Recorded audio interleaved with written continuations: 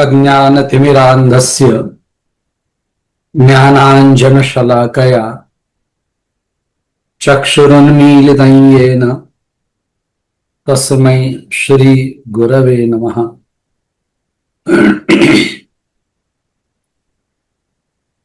करारविन्देन पदारविन्दम् मुखारविन्दे विनिवेशयन्तम् वटस्य पत्रस्य पुटेशयानम्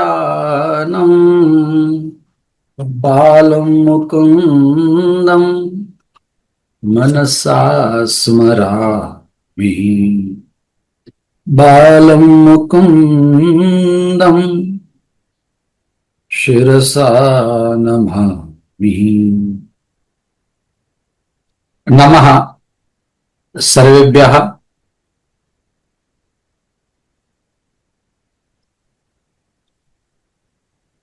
सभायै सभापतये च नमः। मम प्रियैः मन्यैः पंकजवर्यैः यथा मम परिचयः दत्तः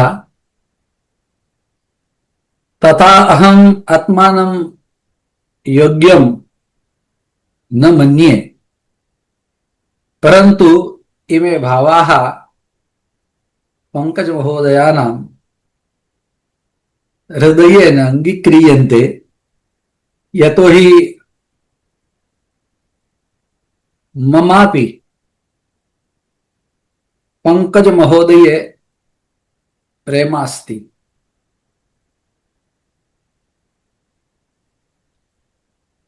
ब्रह्मवैवर्त पुराणम् इति अस्मत् प्रियं, तत्रापि एतेषु 10 अध्यायेषु या लीला भवितास्ति अथवा या वर्णितास्ति सापि लीला मम प्रिया अस्ति। यतोहि तत्र भगवतः कृष्णस्य भगवत्याः राधायाः च पुनर्मिलनं पुनः संगमः भवितास्ति। शतवर्षानन्तरं श्रीदाम्नः शापात् यो वियोगः शभवत् तयोः, तदनुगुणम् इदं कथानकम् तत्र भगवता महर्षिणा वेदव्यासेन विस्तृतमस्ति। यद्यपि अत्र भवद्भिः पंकजमहोदयैः समयबन्धनं नास्ति इति पूर्वमेव उक्तमस्ति, अतः ममापि तथा कापि चिन्ता नास्ति, परन्तु तथाविधाः श्लोकाः सन्ति, सिद्धान्ताश्च प्रतिपादिताः सन्ति। तेन केषां सिद्धान्तानाम् अत्र वर्णनं करणीयं वा ते वा श्लोकाः प्रतिपादनीयाः। तदर्थं यदि 2 होरात्मकः अपि कालः लघीयानेव भविष्यति इति मामकी स्थितिः विद्यते इति आत्मानं अहं तथा मन्ये। अस्तु, तावत् भाषायाः अपि बन्धनं नास्ति, परन्तु तथापि मया एवं चिन्त्यते यत् यदि सर्वेषां कृते किमपि कर्तव्यं चेत् तर्हि न केवलं सुरवाण्या अपि तु अन्यया लोकवाण्या मया प्रतिपादनीयं भवेत्। कारणं बहुभ्यः वर्षेभ्यः अहम् एवं जानामि यत् अस्मद्भावाः लोकमानसपर्यन्तं यदि गच्छेयुः अथवा लोकहृदयं प्राप्नुयुः इति अस्मदीया यदि भावना अस्ति चेत् तर्हि तत्र भाषायाः अधिकः तथा अस्माभिः भावः न करणीयः, तथा दृढ़ता वा जड़ता वा मास्तु यद् एकया अनया एव वाण्या मया वक्ष्यते इति। परन्तु पुनः पंकजमहोदयम् अहं यद् वक्तुमिच्छामि स्म तद् आभारप्रकटनं मम अस्ति यत् अत्र भवतां पूज्यानां नरेन्द्रभाई महोदयानां पंडितवर्याणाम् एव कारणेन मया अपि सोमनाथ संस्कृत महा विश्वविद्यालये एतस्य पुराणस्य कांश्चन विषयान् अधिकृत्य मया तत्र उक्तमासीत्, अतः पुनः आभारं व्यञ्जयामि। अस्तु तावत् प्रकृतमनुसरामः। આપણે જેમ જાણીએ છીએ એમ બ્રહ્મ વૈવર્ત પુરાણ જે બ્રહ્મ વિવર્ત પામ્યું એની વાત ભગવાન નારાયણ ઋષિ ના શ્રીમુખેથી નારદજી અહીંયા શ્રવણ કરી રહ્યા છે। યદ્યપિ મૂળ કથા તો નૈમિષારણ્યની અંદર સૂત પુરાણીજી દ્વારા શૌનકાદિ ઋષિઓ જેઓ શુશ્રૂષા સંપન્ન છે તેઓ એનો આનંદ લઈ રહ્યા છે, પરંતુ એમાં અવાંતર કથાની અંદર ભગવાન નારાયણ ઋષિ અને નારદજીનો અદ્ભુત સંવાદ બતાવ્યો છે, જેમાં વિવર્ત પામેલ બ્રહ્મનું પ્રતિપાદન કરેલું છે। આ એ જ બ્રહ્મ છે। જો બ્રહ્મ વૈવર્તની અંદર ઘણી કથાઓ એવી આવે કે જે લૌકિકોના હૃદય સુધી પહોંચી જ ન શકે। ભગવાને એવી લીલાઓ કરી છે કે લૌકિકોને હજુ એમ જ લૌકિકતા જેવું લાગે।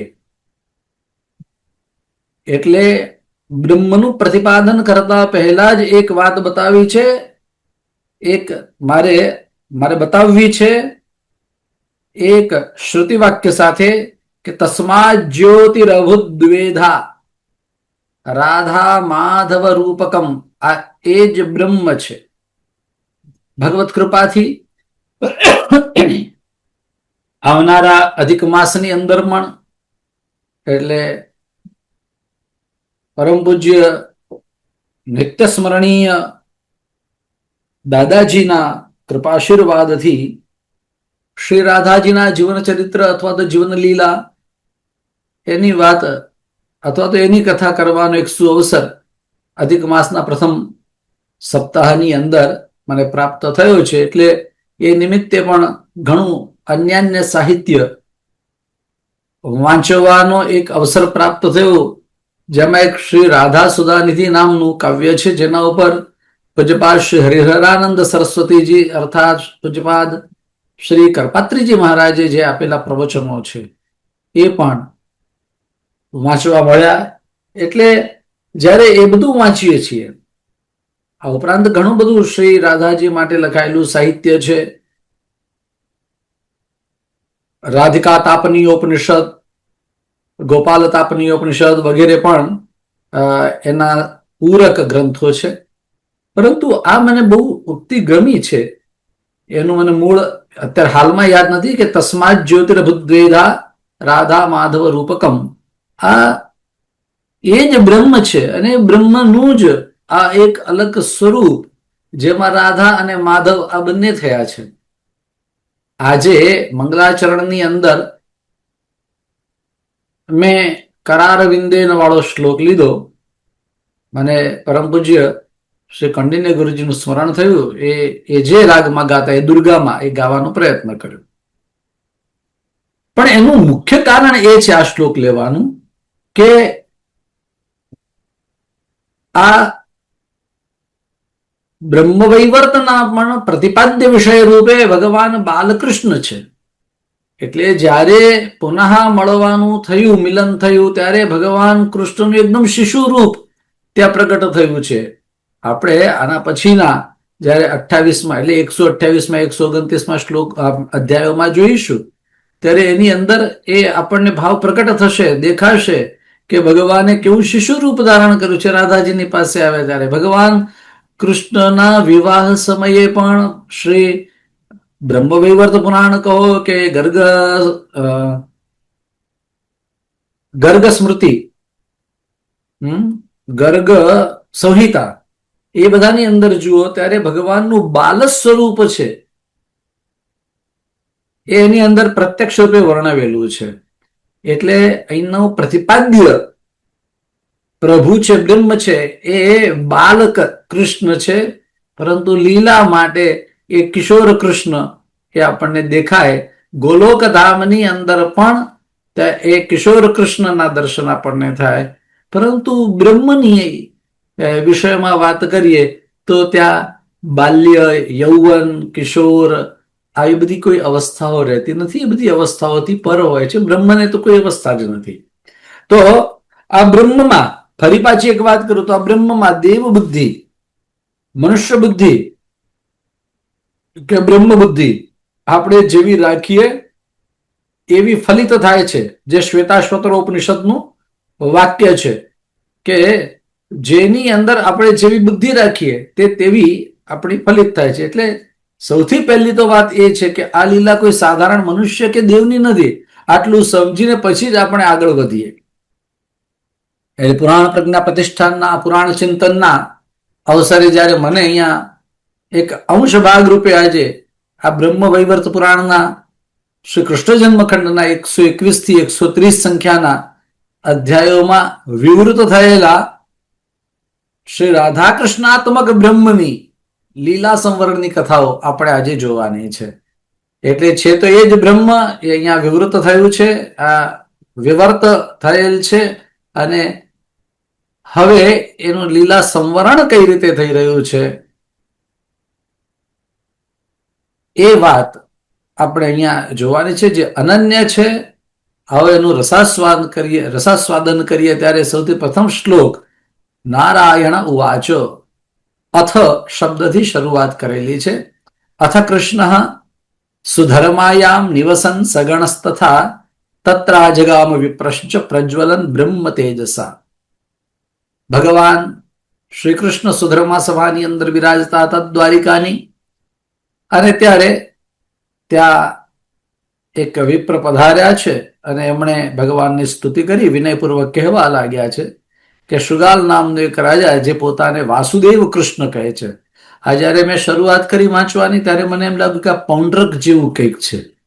એ પોતાને વાસુદેવ કૃષ્ણ કહેતો ને આ પણ પોતાને વાસુદેવ કૃષ્ણ કહે, પરંતુ આ બંનેમાં તો ઘણો મોટો ફરક છે. યદ્યપી પૌંડ્રક પણ ભક્ત છે મહાપ્રભુજી માને છે, અને એટલે પૌંડ્રકની ઉત્તમ ગતિ થઈ છે.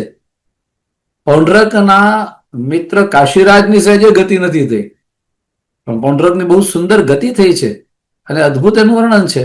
પરંતુ આ પૌંડ્રક અને આ શુગાલ રાજા બંનેમાં ઘણો મોટો ફરક છે.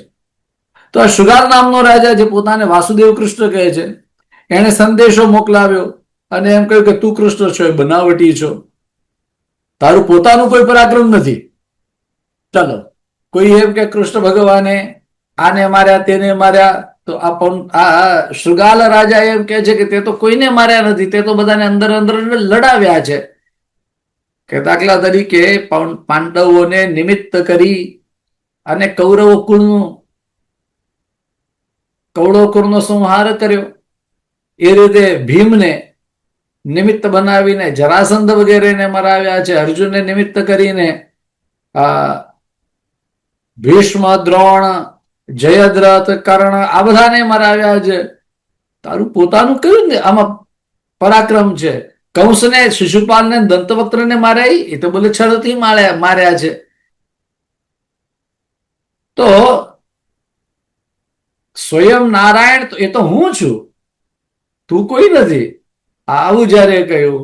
અને એને એમાં એક શ્લોક કહ્યો છે કે મારા શરણે આવ, અને જો અગર તું મારા શરણે નહીં આવે તો યદિ માં યાસ્યસી મમ શરણમ શરણાગતઃ ભસ્મીભૂતામ કરિષ્યામિ દ્વારકામ ચ ક્ષણેન ચ. આવું એક વચન એને કહ્યું, હું દ્વારિકાને ભસ્મીભૂત કરીશ. અને આ ઉપરાંત અનેક અમંગલ શબ્દો કહ્યા છે ભગવાન કૃષ્ણ અને ઉગ્રસેનાદી બધા જે લોકો હતા એને સાંભળીને હસી પડ્યા. અને ભગવાને તો ત્યાં સુધી કહ્યા કે તું સ્ત્રી જીત છો, એટલે સ્ત્રીઓનો ગુલામ છો, આ બધા શબ્દો કહ્યા છે. ભગવાન શુગાલને ત્યાં પધાર્યા લડવા માટે, યુદ્ધ માટે. અને જ્યારે એક લોકાચાર દ્રષ્ટિથી એને ત્યાં પણ, એટલે લોકાચાર દ્રષ્ટિથી એને આલિંગન આપ્યું. પછી તો શુગાલે એમ કહ્યું મારે ત્યાં પધારો આપ, અને ભગવાને એમ કહ્યું તારે ત્યાં મારે નથી આવવું.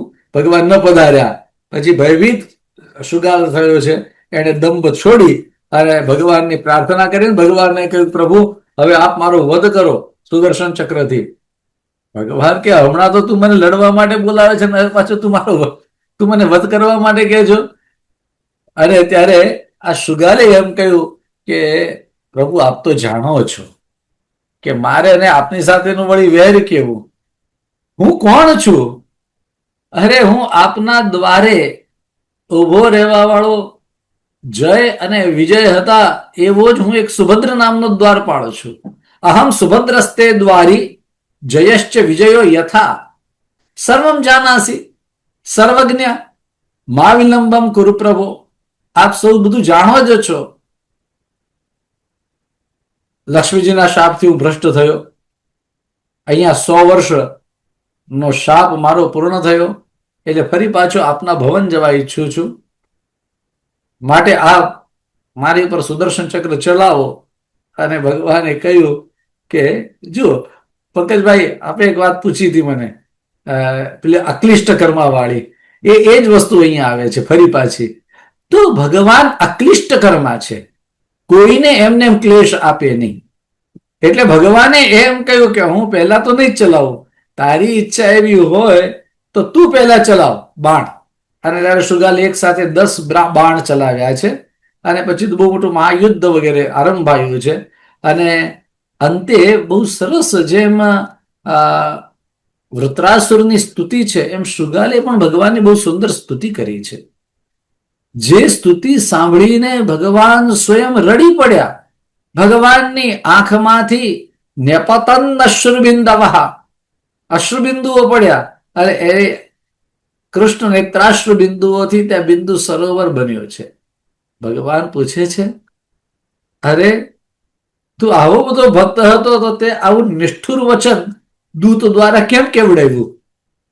અને ત્યારે શુગાલ એમ કે આવું ના કેવડાવત તો આપ પધારત ખરા. આપને બોલાવવા માટે મારી પાસે બીજી કોઈ યુક્તિ નહોતી. અન્યથા દુર્લભમ નાથ સ્વપ્નેપી તવ દર્શનમ. સ્વપ્નમાં પણ તમારું દર્શન દુર્લભ છે મહારાજ, તમે ક્યાંથી પધારત? અને તે સમયે શુગાલના શરીરમાંથી દિવ્ય જ્યોતિ પ્રકટ થઈ, પ્રભુને પ્રણામ કરી અને ધામમાં ચાલી ગઈ. ભગવાન દ્વારિકામાં પધાર્યા છે. આ પછીના એક અધ્યાયની અંદર સ્યમંતકોપાખ્યાન કહ્યું છે. સ્યમંતકનું ઉપાખ્યાન એ પણ શ્રી નારદજીએ જયારે પૂછ્યું ત્યારે એમણે કહ્યું છે ભાદરવા સુદ ચોથના દિવસે ગુરુપત્ની તારાનું અપહરણ આ ચંદ્રએ કર્યું હતું. અને કૃષ્ણ પક્ષની ચોથના દિવસે આ તારાનો ત્યાગ કર્યો હતો.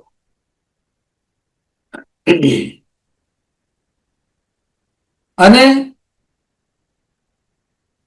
ગર્ભવતી તારા એ એનાથી દુઃખી થઈ, ચંદ્રને શાપ આપ્યો અને કહે કે તું કલંકી થઈશ. ચંદ્રે નારાયણ સરોવરના કિનારે તપ કર્યું. એકવાર પ્રભાસમાં ચંદ્રે તપ કર્યું છે, બીજી એકવાર નારાયણ સરોવરમાં પણ તપ કર્યું છે. અને તપ કરી નારાયણની આરાધના કરી. પોતે કરેલા પાપથી એ મુક્ત થયો. ભગવાને એને કહ્યું કે ભાદરવા વદ કે સુદ એ ચોથનો ચંદ્ર જે કોઈ પણ વ્યક્તિ સકામ ભાવે જોશે, બહુ મહત્વનો શબ્દ છે, સકામ ભાવે જે જોશે એને કલંક લાગશે. હવે બન્યું એવું કે ભગવાને પોતે પણ આ ચંદ્ર જોયો અને એટલા માટે આ સ્યમંતકોપાખ્યાન ના અંતર્ગત જે ભગવાનને કલંક લાગ્યું એનું કારણ એ છે. હવે ભગવાને એને જોયો તો ભગવાનને થોડી શાપ લાગે, પોતાનો જ શાપ, પણ બોલે નિયમનું પાલન તો દરેકે કરવું જોઈએ કે નહીં. એટલા માટે ભગવાન કહે છે કે ભાઈ હું પણ નિયમનું પાલન કરી, અને એટલા માટે સકલંકી બભૂવ. આ કઈ રીતે કલંકી થયા એની કથા માટે આ સ્યમંતકો ઉપાખ્યાન કહ્યું છે, જે અતિ પ્રસિદ્ધ છે શ્રીમદ ભાગવતમાં. એના જેવી જ કથા પણ અહીંયા એક જ અધ્યાયની અંદર છે, પેલામાં 2 અધ્યાયમાં છે. તો સત્રાજીતનો ભાઈ પ્રસેન આ સ્યમંતક ધારણ કરીને વનમાં ગયો, જ્યાં એને સિંહને માર્યો, સિંહને જાંબુવાને માર્યો. આ સિંહ પણ કોણ હતો એનો પૂર્વજન્મ કયો છે કે કલિંગનો એ રાજકુમાર હતો, વિપ્રશાપના લીધે એ સિંહ બન્યો હતો. આટલી જ વાત કહી છે. એનો કઈ શા માટે વિપ્રએ શાપ આપ્યો વગેરે કઈ કથાઓ એમાં વિશેષ કહેલી નથી. એને મારીને રીંછ, આ સિંહને મારીને રીંછ પોતાના ભવનમાં આવ્યો, અને ભગવાન પણ શોધતા શોધતા આવ્યા ત્યારે આ છોકરાઓને રડતા જોતા હતા ને ત્યારે એની જે ધાઈ માતા હતી એને આ સ્યમંતક એને આપ્યો કે લે રડીશ નહીં, રમકડા તરીકે આપ્યો.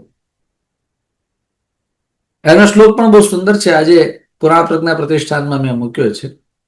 સિંહ પ્રસેનમ અવધિ સિંહો જાંબવતા હતઃ સુકુમારક મારોદીહી તવ હેશ સ્યમંતકઃ. સુકુમારક મારોદિસ તવ હેશ સ્યમંતકઃ. એમ આ ધાઈએ આ છોકરાઓને કહ્યું, ધાઈ માતાએ કે લે રમ. આ શ્લોક ની ફલશ્રુતિ પણ તરત જ ત્યાં બતાવી કે આ શ્લોક બોલીને જે વ્યક્તિ જલપાન કરે એને કલંક ના લાગે. પણ ફરી પાછી વાત કરું, જે જાણી જોઈને એના માટે થઈને ચંદ્રને પાછો જુએ તો એને તો લાગે જ. એ પાછું ધ્યાન રાખવાનું. આમ અહીંયા એક વાત કરી, કૃષ્ણ પ્રભુએ આ સંવાદ સાંભળ્યો, મણી લીધો, જાંબુવાનને પણ આ બધી વાત કરી, ભગવાને કૃપા કરી, જાંબુવતીજી સાથે વિવાહ, દ્વારિકામાં ભગવાન પધાર્યા.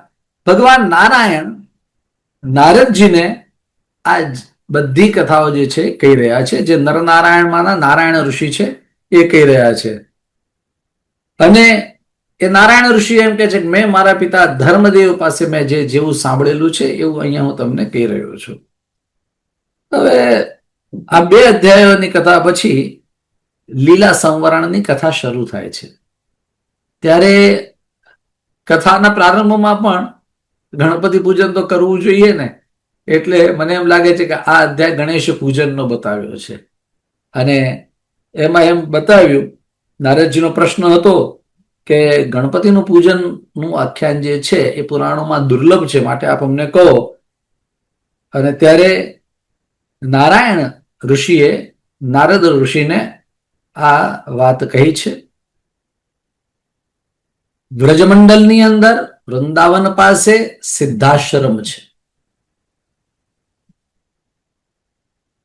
આજના ભૌગોલિક સ્થાનોમાં એ ક્યાં છે એની કોઈ જાણકારી નથી, પરંતુ પુરાણ એમ બતાવે છે કે વ્રજમંડલની અંદર આ જગ્યાએ એક સિદ્ધાશ્રમ છે, જ્યાં ભગવાન શ્રી કૃષ્ણ અને શ્રી સ્વામિનીજી શ્રી રાધાજી માટે પુષ્ટિમાર્ગમાં શબ્દ છે સ્વામિનીજી. પ્રિયજનો, હું ખાસ આ વાત કહેવા માંગુ છું કે અન્ય વૈષ્ણવ સંપ્રદાયોની અંદર શ્રી રાધાજીને પરકીયા નાયિકા માન્યા છે, જ્યારે પુષ્ટિમાર્ગની અંદર શ્રી રાધાજી પ્રભુના સ્વકીયા છે, એટલે પ્રભુ સાથે વિવાહ થયા છે, તો પ્રભુના પત્ની સ્વરૂપે જ છે. તો સ્વામી ભગવાન શ્રી કૃષ્ણ અને સ્વામિનીજી શ્રી રાધાજી છે. અને એટલે જ આપણે મંગલાચરણની અંદર પણ એવું કહીએ છીએ, પ્રભુ નંદ કુમારો મેં. પ્રભુ એટલે સ્વામી. અને સ્વામીની વૃષભાનુજા, કૃતાર્થોહમ કૃતાર્થોહમ કૃતાર્થોહમ ન સંશય. તો આ સ્વામિનીજી અને શ્રી ઠાકોરજી એમનું પુનર્મિલન થયું છે, જ્યાં ત્રૈલોક્યના દેવતાઓએ સૌએ ગણપતિની પૂજા કરેલી છે. એ સ્થાન શું છે અથવા તો એ કથા શું છે મારે એ જાણવી છે. આમ જયારે નારદજીએ પ્રશ્ન કર્યા છે ત્યારે વિશેષમાં એ પણ પ્રશ્ન કર્યો કે શ્રીદામાના શાપને લીધે 100 વર્ષનો વિયોગ પૂર્ણ થયો ત્યારે શ્રી રાધાજીએ અનેકાનેક દેવતાઓના હોવા છતાં સૌની સન્મુખમાં, સૌની હાજરીમાં એમણે ગણપતિનું પૂજન કર્યું. એ કઈ રીતે અમને કહો. અને ત્યારે ધરતીના પુણ્યક્ષેત્ર ભારત વર્ષની સિદ્ધાશ્રમની આ ભૂમિ, જ્યાં સનત કુમારો સિદ્ધ થયા. સિદ્ધાશ્રમ કેવો છે એનો પણ મહિમા અધ્યાયમાં કહ્યો છે, 123મા અધ્યાયમાં.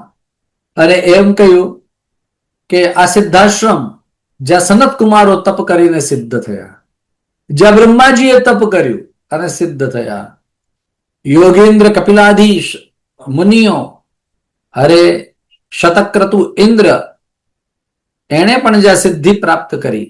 આ બધું હું બહુ જ સંક્ષેપમાં કહી રહ્યો છું, કારણ ભલે મારી માટે સમય બાદ નથી એમ કહ્યું છતાં પણ એક વિવેક મારાથી ચૂકાય નહીં, એટલા માટે થઈને હું અતિ સંક્ષેપમાં ઘણી બધી કથાઓ ને આવરવાનો પ્રયત્ન કરું છું. તો ઇન્દ્રએ વગેરે પણ જે સિદ્ધિ પ્રાપ્ત કરી, એટલું મોટું આ સિદ્ધાશ્રમ છે. અને એટલા માટે એક વાક્ય અહીંયા એમ કહ્યું, તેન સિદ્ધાશ્રમમ નામ સર્વેશામ અપી દુર્લભમ. દેવતાઓને પણ દુર્લભ એવો આ સિદ્ધાશ્રમ છે. તપ કરવા માટે દુર્લભ છે, બાકી દેવતાઓ ત્યાં પણ પધાર્યા છે. વૈશાખ સુદ પૂનમના દિવસે ગણેશ આરાધન માટે બધા દેવતાઓ ત્યાં પધાર્યા છે. અનેકાનેક દેવતાઓ, શિવ બ્રહ્માદિ બધાના નામ પણ બધા બતાવ્યા છે, પણ હું તો આદિ શબ્દથી અન્યનું ગ્રહણ કરવું એવી આપ સૌ પ્રાજ્ઞ વિદ્વાનોને પ્રાંજલિ વિનંતી કરું છું. ભગવાન શ્રી કૃષ્ણ દ્વારિકા વાસીઓ સાથે અહીંયા પધાર્યા છે. આ એ યોગ છે. શ્રીમદ ભાગવતની અંદર કુરુક્ષેત્રની અંદર ભગવાન કૃષ્ણ અને વ્રજવાસીઓનું મિલન બતાવ્યું. પુરાણાંતરની અંદર તો બધા વ્રજવાસીઓ દ્વારિકા સુધી પણ પહોંચ્યા છે, ગોપી તળાવ એની સાક્ષી પૂરે છે. પરંતુ અહીંયા સિદ્ધાશ્રમની વાત કરી તો ભગવાન કૃષ્ણ દ્વારિકા વાસીઓ સાથે અહીંયા પધાર્યા છે, જ્યાં ગોકુલવાસીઓ, વ્રજવાસીઓ, નંદબાવા, ગોલોકવાસીની જે 300 કરોડ ગોપીજનો, આ બધાની સાથે શ્રી રાધાજી અહીંયા પધાર્યા છે. આયયૌ સુંદરી રાધા કૃષ્ણ પ્રાણાધિ દેવતા 19મા શ્લોકમાં કહ્યું. અને એમણે ગંગોદકથી શ્રી ગણપતિનું અર્ચન કર્યું. પહેલા 5 શ્લોકોમાં ધ્યાન કર્યું છે, ત્યારબાદ ન્યાસનો ક્રમ કર્યો અને વિવિધ ઉપચારથી બધી પૂજાઓ બધી બતાવી છે ગણપતિજીની. બહુ સુંદર એનો મંત્ર પણ એમાં બતાવેલો છે. એક શ્લોકમાં કહું તો દદૌ ષોડશોપચારમ કાલિંદી કુલવાસિની રાધાજીએ ષોડશોપચાર અર્પણ કર્યા. અને એક મંત્ર કયો છે ત્યાં? ઓમ ગંગ ગૌમ ગણપતયે વિઘ્ન વિનાશીને સ્વાહા. આવો 56મા શ્લોકમાં બતાવેલું છે.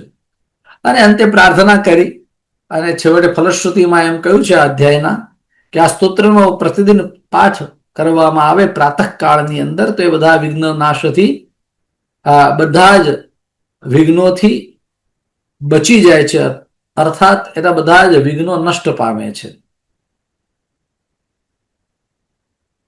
હવે જ્યારે 124મો અધ્યાય શરૂ થાય છે ત્યારે એમાં ગણેશજી, ગણપતિ દાદા, જેને આપણે દાદા કહીએ, બાપા કહીએ, જે કહીએ એ દાદા બાપા ગણપતિજી શ્રી સ્વામિનીજીનું અભિવાદન કરી, વંદન કરી અને એને માતા એમ કહીને સંબોધન કરે છે. ત્યાંથી શરૂઆત થાય છે. અને એમ કહે કે હે માં, તમે તો જગત જનની છો, ગણપતિજી કહે છે. અને કૃષ્ણ એ તો જગત પિતા છે. એટલે આજ હું આપનું પણ અભિવાદન કરું છું. મહિમા બતાવતા એમ કહ્યું રાધા કૃષ્ણના નામનો કે કોઈ પણ વ્યક્તિ જો રાધા કૃષ્ણ એવો ઉચ્ચારણ કરે તો એ સૌથી મોટો પંડિત છે અને એ વ્યક્તિ યોગી છે જે ગોલોક ધામને પ્રાપ્ત કરે છે. પણ કઈ રીતે બોલવાનું? બોલે આદૌ રાધા, પહેલા રાધા કહેવાનું અને પશ્ચાત કૃષ્ણ. આદૌ રાધામ સમુચ્ચાર્ય પશ્ચાત કૃષ્ણમ પરાત્પરમ. આ રીતે ઉચ્ચારણ કરવાનું. આ અધ્યાયના 10મા શ્લોકમાં કહ્યું. અને પછી એમ કહ્યું સ એવ પંડિતો યોગી ગોલોકમ યાતિ લીલયા. એ જ સૌથી મોટો પંડિત છે, એ સૌથી મોટો યોગી છે, એ ગોલોક ધામને પ્રાપ્ત કરે છે. પરંતુ યાદ રાખવાનું, પહેલા રાધા પછી કૃષ્ણ એમ બોલવાનું. હા, વ્યતિક્રમ નહીં કરવાનું. કૃષ્ણ રાધા નહીં બોલવાનું. વ્યતિક્રમે મહાપાપી બ્રહ્મ હત્યામ લભે ધ્રુવમ. જો વ્યતિક્રમ કર્યો તે બ્રહ્મ હત્યાને પ્રાપ્ત કરશે.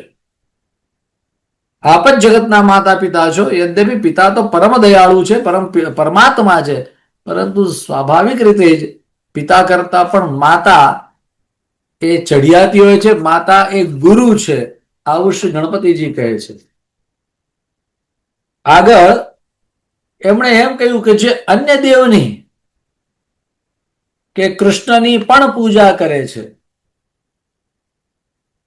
બીજા કોઈ દેવની પૂજા કરે અથવા તો માત્ર કૃષ્ણની પૂજા કરે, પરંતુ આપની નિંદા કરે છે, એટલે રાધાજીની જે નિંદા કરે છે, એની વંશહાનિ થાય છે અને તે ઘોર નરકમાં પડે છે.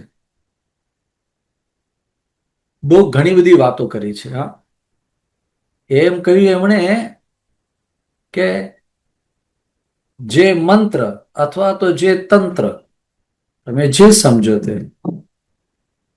રાધા કૃષ્ણમાં જેનાથી ભક્તિ થાય એ જ મંત્ર કે તંત્ર એ સાચું, એ જ યથાર્થ. બાકી બધું અયથાર્થ. આમ 14મા શ્લોકમાં કહ્યું. અને એક બીજી વિશેષ વાત કરી કે દુર્ગાના જન્મ જન્માંતરના આરાધનથી શિવ ભક્તિ પ્રાપ્ત થાય છે. એ જ રીતે શિવજીના જન્મ જન્માંતરના આરાધનથી રાધા કૃષ્ણની પરમ ભક્તિ પ્રાપ્ત થાય છે, અથવા તો રાધા કૃષ્ણની પ્રાપ્તિ થાય છે. એમ અહીંયા બતાવ્યું. હે માં,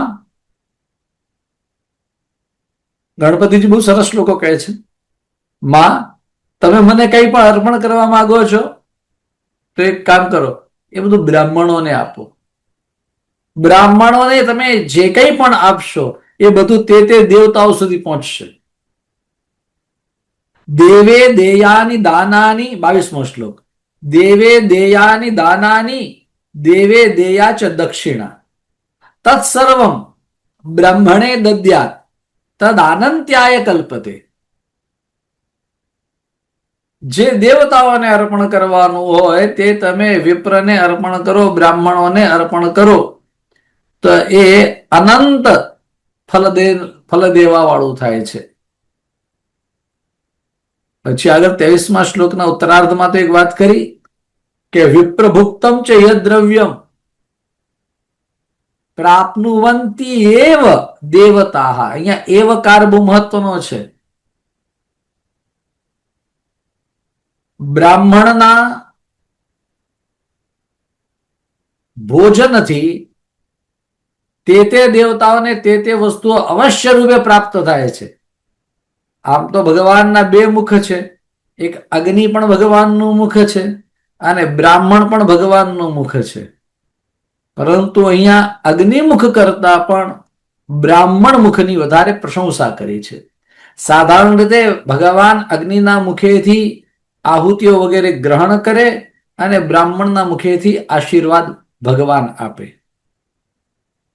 પરંતુ અહીંયા એમ કહ્યું કે બ્રાહ્મણને જમાડો. અથવા બ્રાહ્મણને તમે આપો. એનું બહુ મહત્વનું કારણ મને એવું લાગે કે કદાચ કોઈ વ્યક્તિ યજ્ઞ કરવા માટે સમર્થ ના હોય અને એકાદ સીધું આપી દે અથવા તો બ્રાહ્મણને જેનાથી થાય તે એકાદું ફળ પણ અર્પણ કરે છે તો એ ડાયરેક્ટ પ્રભુ સુધી પહોંચે છે, એવો અહીંયા એમનો ભાવ છે. રાધાજીએ ત્યારે તે પ્રમાણે વિપ્રભોજન કરાવ્યા, દાન દક્ષિણાઓ આપી અને ત્યાં જ વડના મૂળિયા પાસે, ત્યાં વડ પાસે ઘણા બધા દેવ દેવતાઓ વગેરે આવ્યા છે અને અનેકાનેક ગોપીજનોથી વીંટળાયેલા શ્રી રાધાજી આ અર્ચન વગેરે કરી રહ્યા છે એક બાજુ. અને એ જ સિદ્ધાશ્રમની તો અનેક ગણી વિશાળતા છે જ્યાં ભગવાન કૃષ્ણ પણ પધાર્યા છે. અને ભગવાન કૃષ્ણ પાસે તે સમયે એક શિવજીનો દૂત, શિવદૂત જે રક્ષક હતો, એ ભગવાન કૃષ્ણ પાસે આવ્યો અને એમ કહે છે કે 300 કરોડથી ઘેરાયેલ વૃષભાન દુલારી રાધાજી હમણાં જ સ્વસ્તિવાચન પૂર્વક ગણપતિ પૂજન કર્યું છે. હું ત્યાં ગયો પણ મને ત્યાં એમણે ભગાડી દીધો. તે બધી એમની ગોપિકાઓ એ બધા મને ભગાડી દીધો. આવું આ શિવદૂત ભગવાન કૃષ્ણને કહી રહ્યો છે. ત્યારબાદ ત્યાં પાર્વતીજી પધાર્યા છે અને રાધાજીને આ બાજુ બીજા દૃશ્યની અંદર રાધાજીને પાર્વતીજી એમ કહે છે, ગતાતે વિરહ જ્વાલા શ્રીદામના શાપ મોક્ષણે, કે હવે તમારા પુનર્મિલનનો સમય આવ્યો છે. તમારી જે વિરહ જ્વાલા છે હવે શાંત થશે. આટલું તો કહ્યું, પણ ત્યારબાદ શ્રી પાર્વતીજીએ રાધા કૃષ્ણના અનેક ગણા ગુણગાન ગાયા છે. એમાંની એક પંક્તિ, એક શ્લોક 45મો, રાધા માધવયોર ભેદમ યે કુર્વંતી નરાધમાહ વંશ હાનિર્ભવેત તેષામ. એટલું જ નહીં, પચ્યંતે નરકે ચિરમ. પછી તો કેટલા હજારો વર્ષ કે કેટલા વર્ષો સુધી એ નરકમાં સબળે છે. એની અલગ અલગ ઘણી બધી વાતો છે. પણ એમ કહ્યું કે રાધા માધવ જે છે એ બંનેની અંદર કોઈએ ભેદ ન કરવો. જે વ્યક્તિ કરે છે એ નર નથી, નરાધમ છે અને વંશહાનિ થશે અને નરકની અંદર પડશે. અરે એટલું જ નહીં, સુકરીઓની એની અંદર પ્રાપ્ત થશે પોતાના પિતૃઓની સાથે. અનેકાનેક વર્ષો સુધી, 60,000 વર્ષો સુધી વિષ્ઠાનો એક કૃમિ એટલે કીડો થશે. કીડાનું જીવન કેવું? કોઈની વિષ્ઠા થાય, એ વિષ્ઠાની અંદર કીડો જન્મે, વિષ્ઠા સુકાય, એમાં જ એ મરે. આવું તો 60,000 વર્ષો સુધી ચાલે. પાર્વતીજી કહે કે હવે જે આ રીતના આપને જાણે એ સર્વ કઈ જાણવા વાળો થાય છે. યાવત જીવન પર્યંતમ ન વિચ્છેદો ભવિષ્યતિ. ભાઈ, આ જે રાધા માધવનો વિયોગ થયો એ તો એક લીલાનો પ્રકાર હતો, પરંતુ એ વિયોગને પણ જો કોઈ વ્યક્તિ વિયોગ જ સમજે તો એની સાધારણ બાલિશતા છે. કારણ કે રાધા અને માધવ બંને એક જ છે. રાધા માધવયોર દેવી દુગ્ધ ધાવલ્યયોર યથા.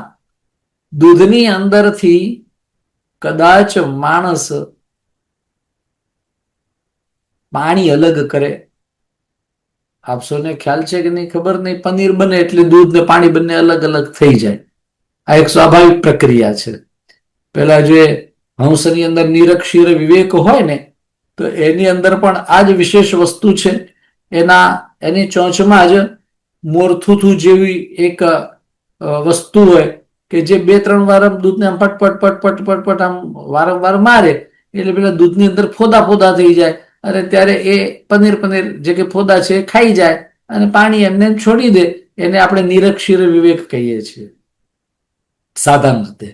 તો દૂધની અંદરથી પાણી તો અલગ કદાચ થાય, પણ દૂધની અંદરથી એની સફેદી અલગ થઈ શકે? તો એ એક્ઝામ્પલ અહીંયા આપ્યું છે, દુગ્ધ ધાવલ્યયોર યથા. એટલે આ પુરાણકારની અથવા તો ક્યાં સુધીની વાતો છે.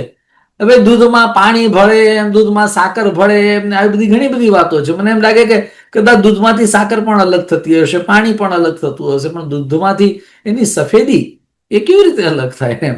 તો એ બહુ સરસ વાત એમાં કહે, દુગ્ધ ધાવલ્ય યથા.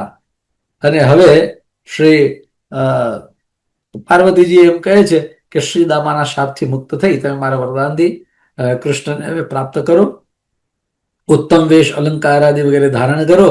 અને ત્યારબાદ સખીઓએ અનેક શૃંગાર શ્રી રાધાજીના કર્યા છે. વિવિધ સખીઓ વિવિધ વસ્ત્ર અલંકાર આપ્યા છે. એમાં બધી સખીઓના નામ છે કે આ સખી હતી તે આવા વસ્ત્ર લાવી, આ સખી હતી તે આવા અલંકાર લાવી, આ સખીએ અંગરાગ કર્યો, આ સખીએ એને આલતા જેને કહેવાય તે આલક્ત વગેરે કર્યા, આ સખીએ અમુક આભૂષણ ધારણ કરાવ્યા, આ સખીએ એને કંકણ અર્પણ કર્યા, કોઈએ ઝાંઝર અર્પણ કર્યા વગેરે વગેરે. ખૂબ મોટું વિશદ વર્ણન એની અંદર આવેલું છે. અને શ્રી રાધાજીના માતા કલાવતી. હવે કલાવતીની વાત આવે છે તો કલાવતી છે એટલે એ કલા નું સ્મરણ કરાવે. એટલે માતા કલાવતીએ 16 કલાઓનું સ્મરણ કરાવ્યું. રાધાજી તો 16 કલા પરિપૂર્ણ છે. કોઈ એમ કે એના કરતા વધારે કલા, એક જગ્યાએ અમારે એવી વાત થઈ હતી, કોઈ અન્ય સંપ્રદાય વાળા કોઈ હતા, એમ કે અમુક અવતાર છે એ 12 કલા વાળો, અમુક અવતાર છે 14 કલા વાળો, કૃષ્ણ અવતાર છે 16 કલા વાળો, પણ અમારા ભગવાન છે એ તો અનંત કલા વાળા છે. તો અનંત સાથે કઈ નિસ્બત નથી એમાં. એમાં તો 16 કલા એટલે પરિપૂર્ણ, એનાથી વિશેષ કોઈ કળાઓ છે જ નહીં. અનંત કલાઓ કઈ થોડી છે કલાઓ. એટલે કલાવતીએ અહીંયા 16 કલાથી પરિપૂર્ણ રાધાજીને 16 કલાનું સ્મરણ કરાવ્યું. તો તરત પુરાણકાર એમ પૂછે છે કે ભાઈ એને વિસ્મરણ કેવું થયું? તો બોલે વિરહ તાપના લીધે પોતાના શૃંગાર જ ભૂલી ગયા હતા, પોતાને પોતાની જાત યાદ નથી, તો એને આ બધી કલા ક્યાંથી યાદ હોય? એટલે વિપત્તિ કાળની અંદર જે વિસ્મરણ થયું હતું એ 16 કલાઓનું સ્મરણ શ્રી કલાવતી માતાએ એમને રાધાજીને કરાવ્યું છે. બધા દેવતાઓએ પાછું આનું કારણ ભગવાન શ્રી કૃષ્ણને પૂછ્યું ત્યારે કહ્યું, ભગવાને પણ આ ઉત્તર એમાં આપ્યો છે કે શ્રીદામાના શાપથી વિરહિત થયેલા રાધાજી જ્યારે બધા જ શૃંગારોને ભૂલી ગયા છે, બધા જ્ઞાનને ભૂલી ગયા હતા, એમને આ બધું યાદ આવ્યું. એટલે એમને યાદ કરાવવા માટે આ લીલા થઈ છે. હવે સુખની ક્ષણો આવશે અને તે સાથે બધા જ દેવતાઓ પ્રભુ પાસેથી જઈ અને ત્યાં શ્રી રાધાજી સુધી પહોંચ્યા છે. અને ત્યાં અનેક ગણી કાંતિમતી કૃષ્ણ કાંતા કિશોરીજીના દર્શન આ દેવતાઓને થયા છે. પ્રિયજનો, એનું પણ વર્ણન અદ્ભુત છે. આ બધાના વર્ણનો ને બધી માટે તો સપ્તાહ ઓછી પડે એવું સુંદર વિશદ વર્ણન કરેલું છે. શ્રી સ્વામિનીજી અનેક ગોપાંગનાઓ ની સાથે હતા. 7 સખીઓ અને 8મા પોતે. એમાંની જે 7 સખીઓ છે અલગ અલગ, કોઈ ચાવલ ઢોળી દઈ રહી છે, કોઈ વેજન કરી રહી છે, કોઈ ચરણ સેવા કરી રહી છે, કોઈ ચંપક પુષ્પથી એમના શૃંગાર કરી રહ્યા છે. અને આ ઉપરાંત બીજી અનેક ગોપીઓ એમની સેવાઓમાં હતી. એવા શ્રી રાધાજીના દર્શન આ દેવતાઓએ કર્યા છે. હવે રાધાજી એ પોતે કેવા હતા? તો બોલે સ્વયં શ્રી કૃષ્ણ ચિંતનની અંદર મગ્ન છે. આવા રાધાજીના દર્શન એમણે કર્યા છે. અને એ સમયે બ્રહ્માજીએ એમની સ્તુતિ કરી અને કહ્યું કે પુષ્કર ક્ષેત્રની અંદર બધા શ્લોકોને હું નથી લેતો, પણ એના ભાવને ન છૂટે એવો મારા હૃદયમાં ભાવ છે. બધા જ શ્લોકો તો ના જ લઈ શકાય 10 અધ્યાયના, પરંતુ શ્લોક છૂટે તો કદાચ ચાલે, પણ એનો ભાવ ના છૂટે એવો ભાવ મારા મનમાં રાખ્યો છે. બ્રહ્માજી કહે છે કે પુષ્કર ક્ષેત્રમાં મેં 60,000 વર્ષ સુધી મેં તપ કર્યું, આપના દર્શન ન થયા, મને બહુ અકળામણ થઈ. તપ કર્યું, મને એમ થયું કે ચલો એમ નહીં તો સ્વપ્નમાં તો કઈ દર્શન થાય, પણ સ્વપ્નમાં પણ આપના દર્શન ના થયા. અરે ત્યારે મને ખૂબ વ્યાકુળતા થઈ, આકાશવાણી થઈ કે વરાકલ્પની અંદર, પાવન ભારત વર્ષની અંદર વૃંદાવનના વિશે સિદ્ધાશ્રમ છે, ત્યાં તમને ગણપતિના ચરણનો દર્શનનો લાભ મળશે. એમ નહીં કહ્યું કે રાધિકાજીના દર્શનનો લાભ મળશે, એમ કહ્યું ગણેશ દર્શનનો લાભ થશે.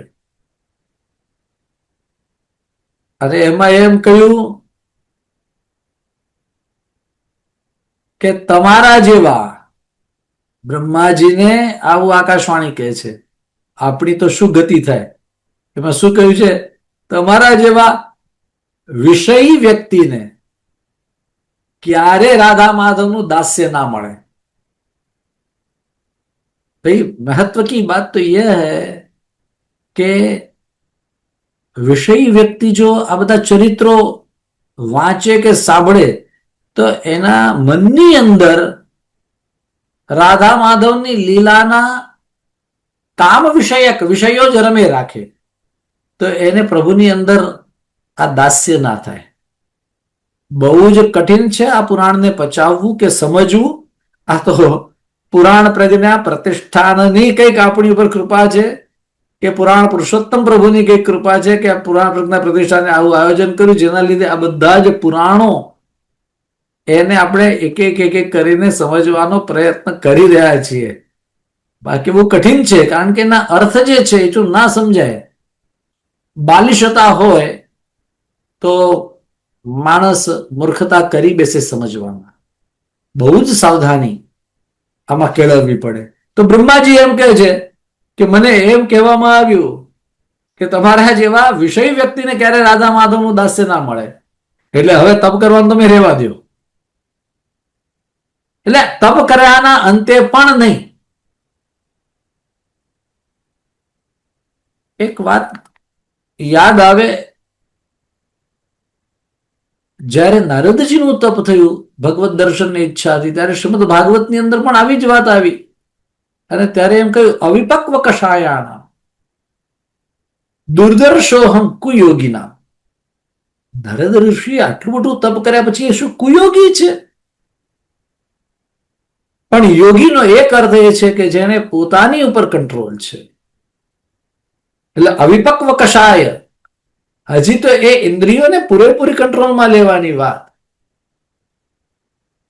એટલે પેલા લખેલું છે ને, ભરજીતા ક્વથિતા ધાના, જ્યારે એ ભૂંજાઈ જાય પછી એ ધાન્ય ફરી પાછું ઉગતું નથી. એમ અહીંયા નારદજીની વાત મને સ્મરણમાં આવી. અને બ્રહ્માજી માટે પણ અહીંયા, જ્યારે બ્રહ્માજી નારદજી એ તો આપણા કરતા લાખોની કરોડો કરોડો કરોડો ગણા આગળ છે. આપણે તો એનો એક અંશ નો પણ અંશ તો 360મો ભાગ કહેવાય, પણ એવું નહીં, એના રૂવાડાનો પણ એક અંશ, એટલું પણ આપણે તપ કરી શકીએ એમ નથી. એકાદ ઉપવાસ કરવો હોય તો પણ એમ થાય કે મને શક્કરિયા નહીં ખાવ મારી શિવરાત્રી બગડશે, આવું બધું એમ. એટલે શક્કરિયાના આધારે શિવરાત્રી કરતા આપણે શું તપ કરી શકવાના છીએ? કોઈ પણ પ્રકારની એકાદશી હોય તો પણ આપણે આપણું તપ નથી કરી શકતા. એક થોડું ભૂખ્યું ના રહી શકીએ આપણે, તો આપણું તપ એ ક્યાં થવાનું છે? પણ છતાંય એમ કહ્યું કે તપ કરતા પણ મોટી વસ્તુ છે વિષય, અથવા તો વિષયો એ આપણા વિષય ના બને. વિષયો આપણા વિષય ના બને તો પ્રભુનું દાસ્ય આપણને મળે. અને બ્રહ્માજીએ કહ્યું આજે એ તપનું મને ફળ મળ્યું છે. ત્યારબાદ શિવજીએ પણ રાધાજીની સ્તુતિ કરી છે. શ્રી અનંત ભગવાને પણ એટલે અનંત નામના જે દેવ છે એમણે પણ, સહસ્ત્રફણી વાળા અનંત દેવ, એમણે પણ રાધાજીની સ્તુતિ એ કરી છે. આ બધું ચાલતું હતું ને એ સમયે રૂકમિણીજી, સત્યભામા, આ બધી રાણીઓ પણ આવેલી છે. અને એમણે જોયું કે રાધાજીની આટલી બધી સ્તુતિ થઈ રહી છે, ત્યારે એમની અંદર રહેલું અભિમાન એ બધું પણ છૂટી ગયું. 125મા અધ્યાયની અંદર નારદજીએ ફરી પાછો પ્રશ્ન કર્યો કે ત્યારબાદ શું થયું? એના ઉત્તરમાં ભગવાન નારાયણ ઋષિ એમ કહે છે કે શિવ બ્રહ્માજી વગેરે જે દેવતાઓ છે એમને વસુદેવ દેવકીજીએ પૂછ્યું કે આ ભવાબ્ધિ તરવાનો ઉપાય શું છે? જો આવો જ પ્રશ્ન ત્યાં પૂછ્યો છે શ્રીમદ ભાગવતમાં, ક્ષેમ કેનાંજસા ભવેત, અમારું કલ્યાણ કઈ રીતે થાય? અને અહીંયા વસુદેવ દેવકીજીએ શિવજીને આ પ્રશ્ન કર્યા. અને આજે બહુ સરસ વાત કરી, શિવરાત્રી એટલે જ્ઞાનનો દિવસ છે, શિવ પ્રાપ્તિ એટલે કલ્યાણકારી વસ્તુને પ્રાપ્તિ કરવાની આ રાત્રિ છે. અને મેં તો બરોબર જોઈને જ આજનો દિવસ મેં પસંદ કર્યો હતો. મેં કીધું આ દિવસે જો આવી કંઈક વાત કરીશું તો શિવજી મારા ઉપર થોડા પ્રસન્ન થઈ જશે, એમના પ્રિયની હું વાત કરીશ તો. એટલે મેં ખાસ યથાસ્યાત ચરણામ ભોજે ભક્તિ, એને ચરણામ ભોજે એમ લખેલું છે, પણ એટલા માટે અનપાયની થાય તો એની માટે શિવજી પણ પ્રસન્ન થઈ જાય, કંઈક આશીર્વાદ વરસાવે, કૃપા વરસાવે. તો એ મહાદેવજીએ અહીંયા જ્ઞાન આપ્યું છે. આજે બહુ સરસ શરૂઆતમાં વાત કરી કે જ્ઞાનમિચ્છે મહેશ્વરાત, અને ભાગવતજીના પણ પ્રમાણો વગેરે મૂક્યા છે કે વિદ્યા કામસ્તુ ગિરીશમ વગેરે શ્લોક કયા હતા. તો ભવાબ્ધિ તરવાનો ઉપાય બોલે શિવજી આપે. તો આજની રાત શિવજીની છે. તો આજની રાત નહીં, આમ તો કહેવા જાવ તો દરેકે દરેક રાત્રિ શિવજીની જ છે. પ્રાતઃમાં સાત્વિકતા છે, મધ્યાહ્ને રજોગુણ વિશેષ હોય, અને તમો ગુણ એ રાત્રિનો જ હોય છે. બહુ સુંદર બાણનું સ્મરણ થઈ આવે. રજો જુષે જન્મની સપ્તવૃત્તએ સ્થિતો પ્રજાનામ પ્રલયે તમસ્પૃશે. એમ તો એ શિવજી રાત્રિના તો અધિષ્ઠાતા છે, પણ માત્ર એક જ શિવરાત્રિના અધિષ્ઠાતા નહીં, પ્રતિરાત્રિના, પ્રત્યેક રાત્રિના છે. તો આ શિવજીને એમણે પૂછ્યું કે ભવાબ્ધિ તરવાનો ઉપાય શું? ઘણા શ્લોકો પૂછ્યા અને શિવજી ઘણી બધી વાતો કરી છે, પરંતુ એક વાક્ય, એક શ્લોક સમાન શ્રીમદ ભાગવતમાં મળે છે, જ્યાં બધા ઋષિઓ વસુદેવ દેવકીજીને કહે છે. એવો જ એક શ્લોક અહીંયા મહાદેવજીએ શ્રી વસુદેવ દેવકીજીને કહ્યો છે.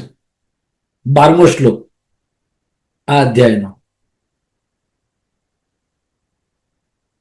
સન્નિકર્ષો જ્ઞાનિનામ ચા પ્યનાદરણ કારણમ યાન્તિ ગંગાંબસા પૂતા તીર્થાન્યન્યાનિ સિદ્ધયે. શ્રીમદ ભાગવતમાં થોડોક આનાથી અલગ પ્રકારનો શ્લોક છે. સન્નિકર્ષો હિ મર્ત્યાનામ અનાદરણ કારણમ ગંગમ હિત્વા યાત્યન્યત્ર શુદ્ધયે, એવું કંઈક છે.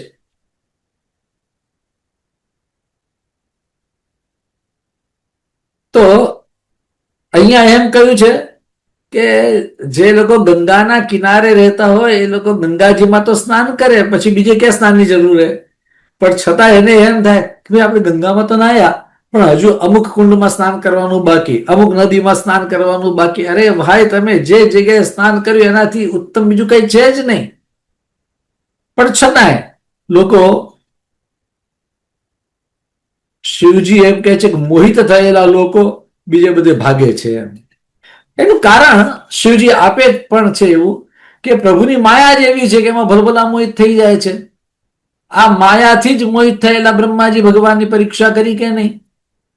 નહીં તો બ્રહ્માજી એને શું ખબર નથી, અને એનાથી આગળ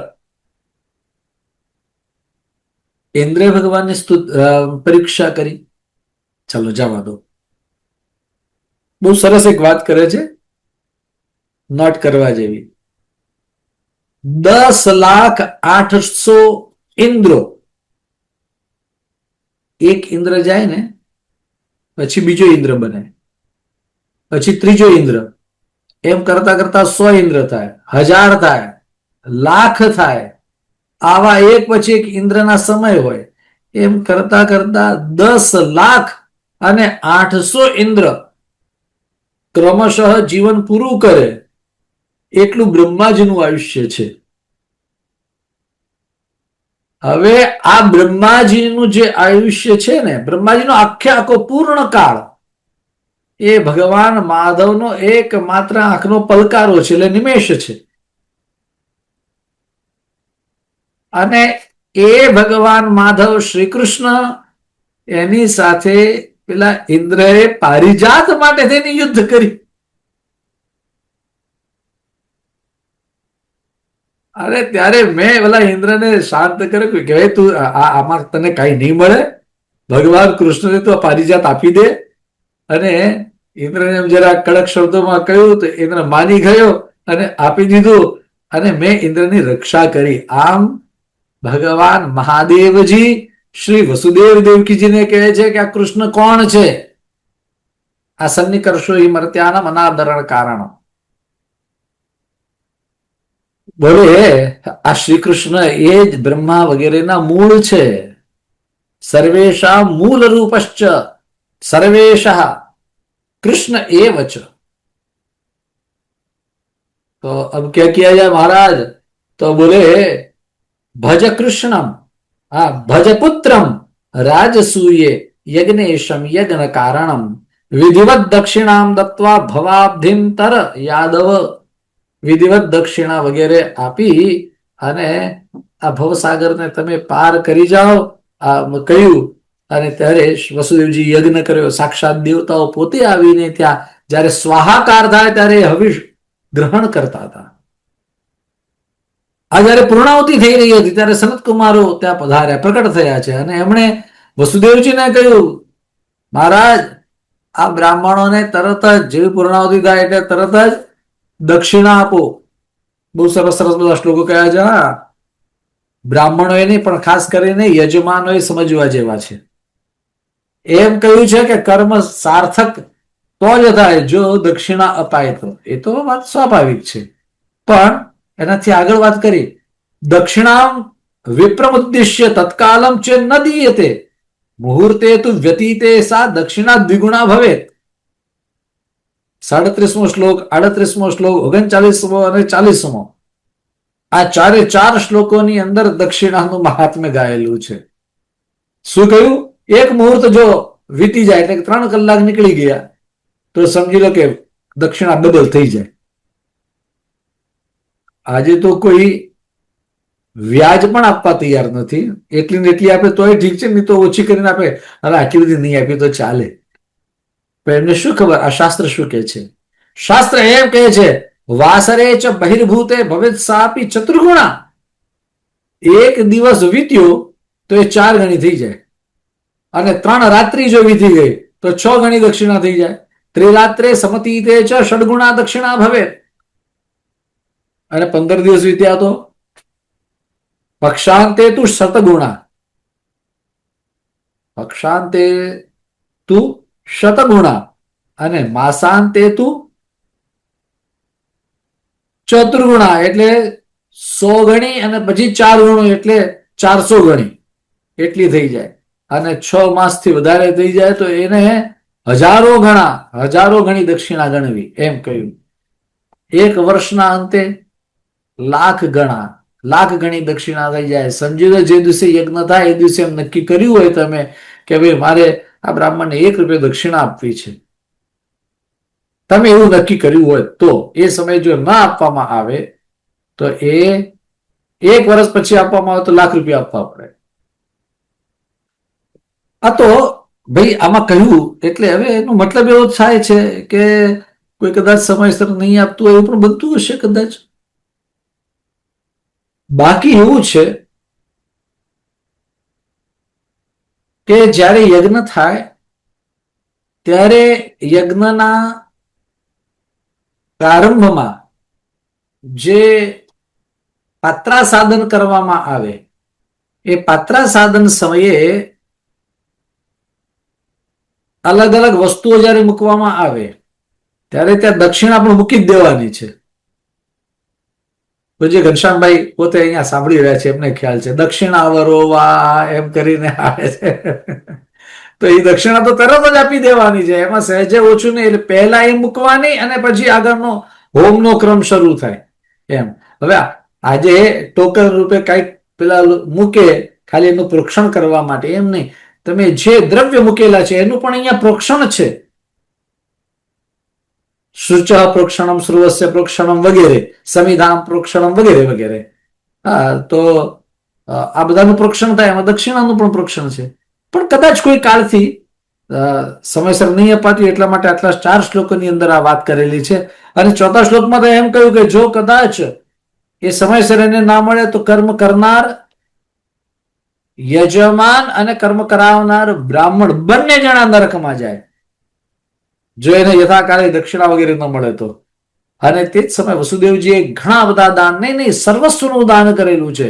અનેક ગણા હીરા મોતી પન્ના સુવર્ણ આદિ ધાન્યાદિના દાન કરેલા છે. બધા જ યાદવો બધા પ્રસન્ન રહ્યા. અને હવે વસુદેવજી દ્વારિકાની અંદર જયારે યાદવો સહિત બધા પધાર્યા, બધું જ દાનમાં આપી દીધું. પરંતુ છતાંય સાથે લક્ષ્મી સ્વરૂપા શ્રી રૂકમિણીજી છે ને, એમણે એકમાત્ર દૃષ્ટિ કરી અને ફરી પાછી એમની દૃષ્ટિ માત્રથી દ્વારિકા એ અમૂલ્ય રત્નોથી પરિપૂર્ણ લાગતી હતી. આવું 125મા અધ્યાયની અંદર કથન આવ્યું. અને 126ની અંદર આપણે પ્રવેશ કરીએ ત્યારે ફરી પાછા બધા જ લોકો પોતપોતાના ધામની અંદર પધાર્યા છે. બધા દેવતાઓ પોતપોતાના ધામમાં પધાર્યા, યાદવો દ્વારિકામાં પધાર્યા. ભગવાન શ્રી કૃષ્ણ પણ એક અંશથી, ઠીક છે, ધ્યાન में રહે, એક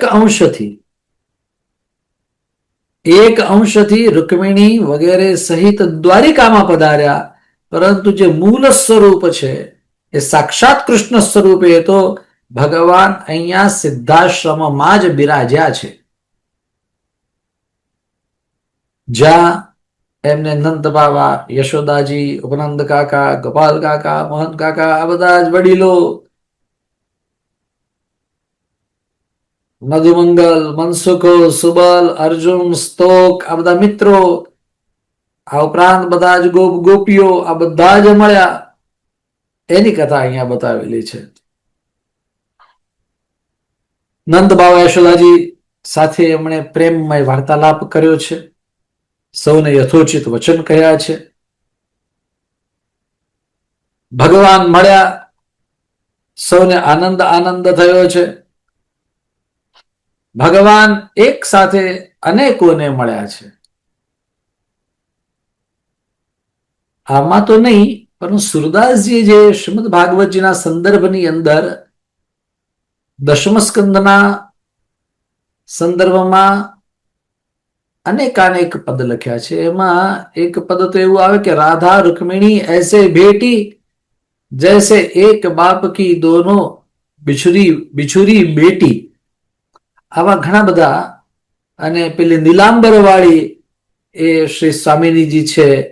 આવો ઉદ્ધવજી એમને પરિચય કરાવે, કારણ કે ઉદ્ધવજી એકવાર વ્રજમાં જઈ ચૂક્યા છે, માટે એમને આ બધા પરિચિત છે વગેરે વગેરે બધી વાતો છે. જે આ સંદર્ભ આવ્યો એટલા માટે કહું છું, આ પુરાણમાં આ વાત નથી. માતા પિતાની અનુમતિથી પ્રભુ જ્યાં શ્રી સ્વામિનીજી બિરાજે છે, રાધાજી બિરાજતા હતા, ત્યાં પધાર્યા છે.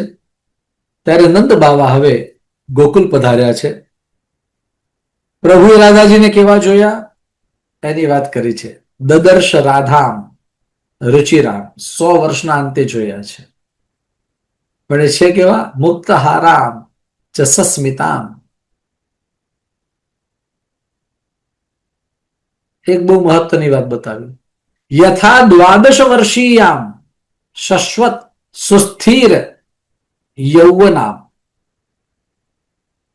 100 વર્ષ પૂર્વે જ્યારે ભગવાન 11 વર્ષ અને 52 દિવસની વયે મથુરા પધાર્યા, ત્યારે 12 વર્ષીય શ્રી રાધાજી હતા.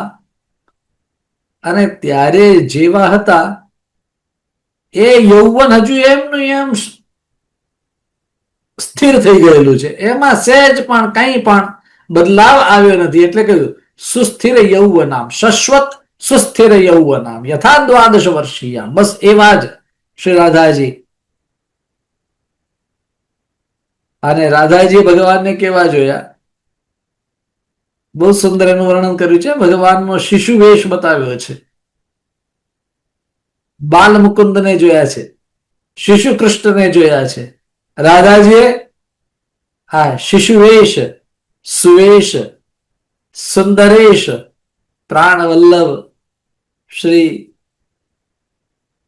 કૃષ્ણને જોયા, પ્રણામ કર્યા, પ્રભુની સ્તુતિ કરી અને રાધાજી એમ કે અદ્ય મે સફલમ જન્મ જીવિતમ ચ સુજીવિતમ.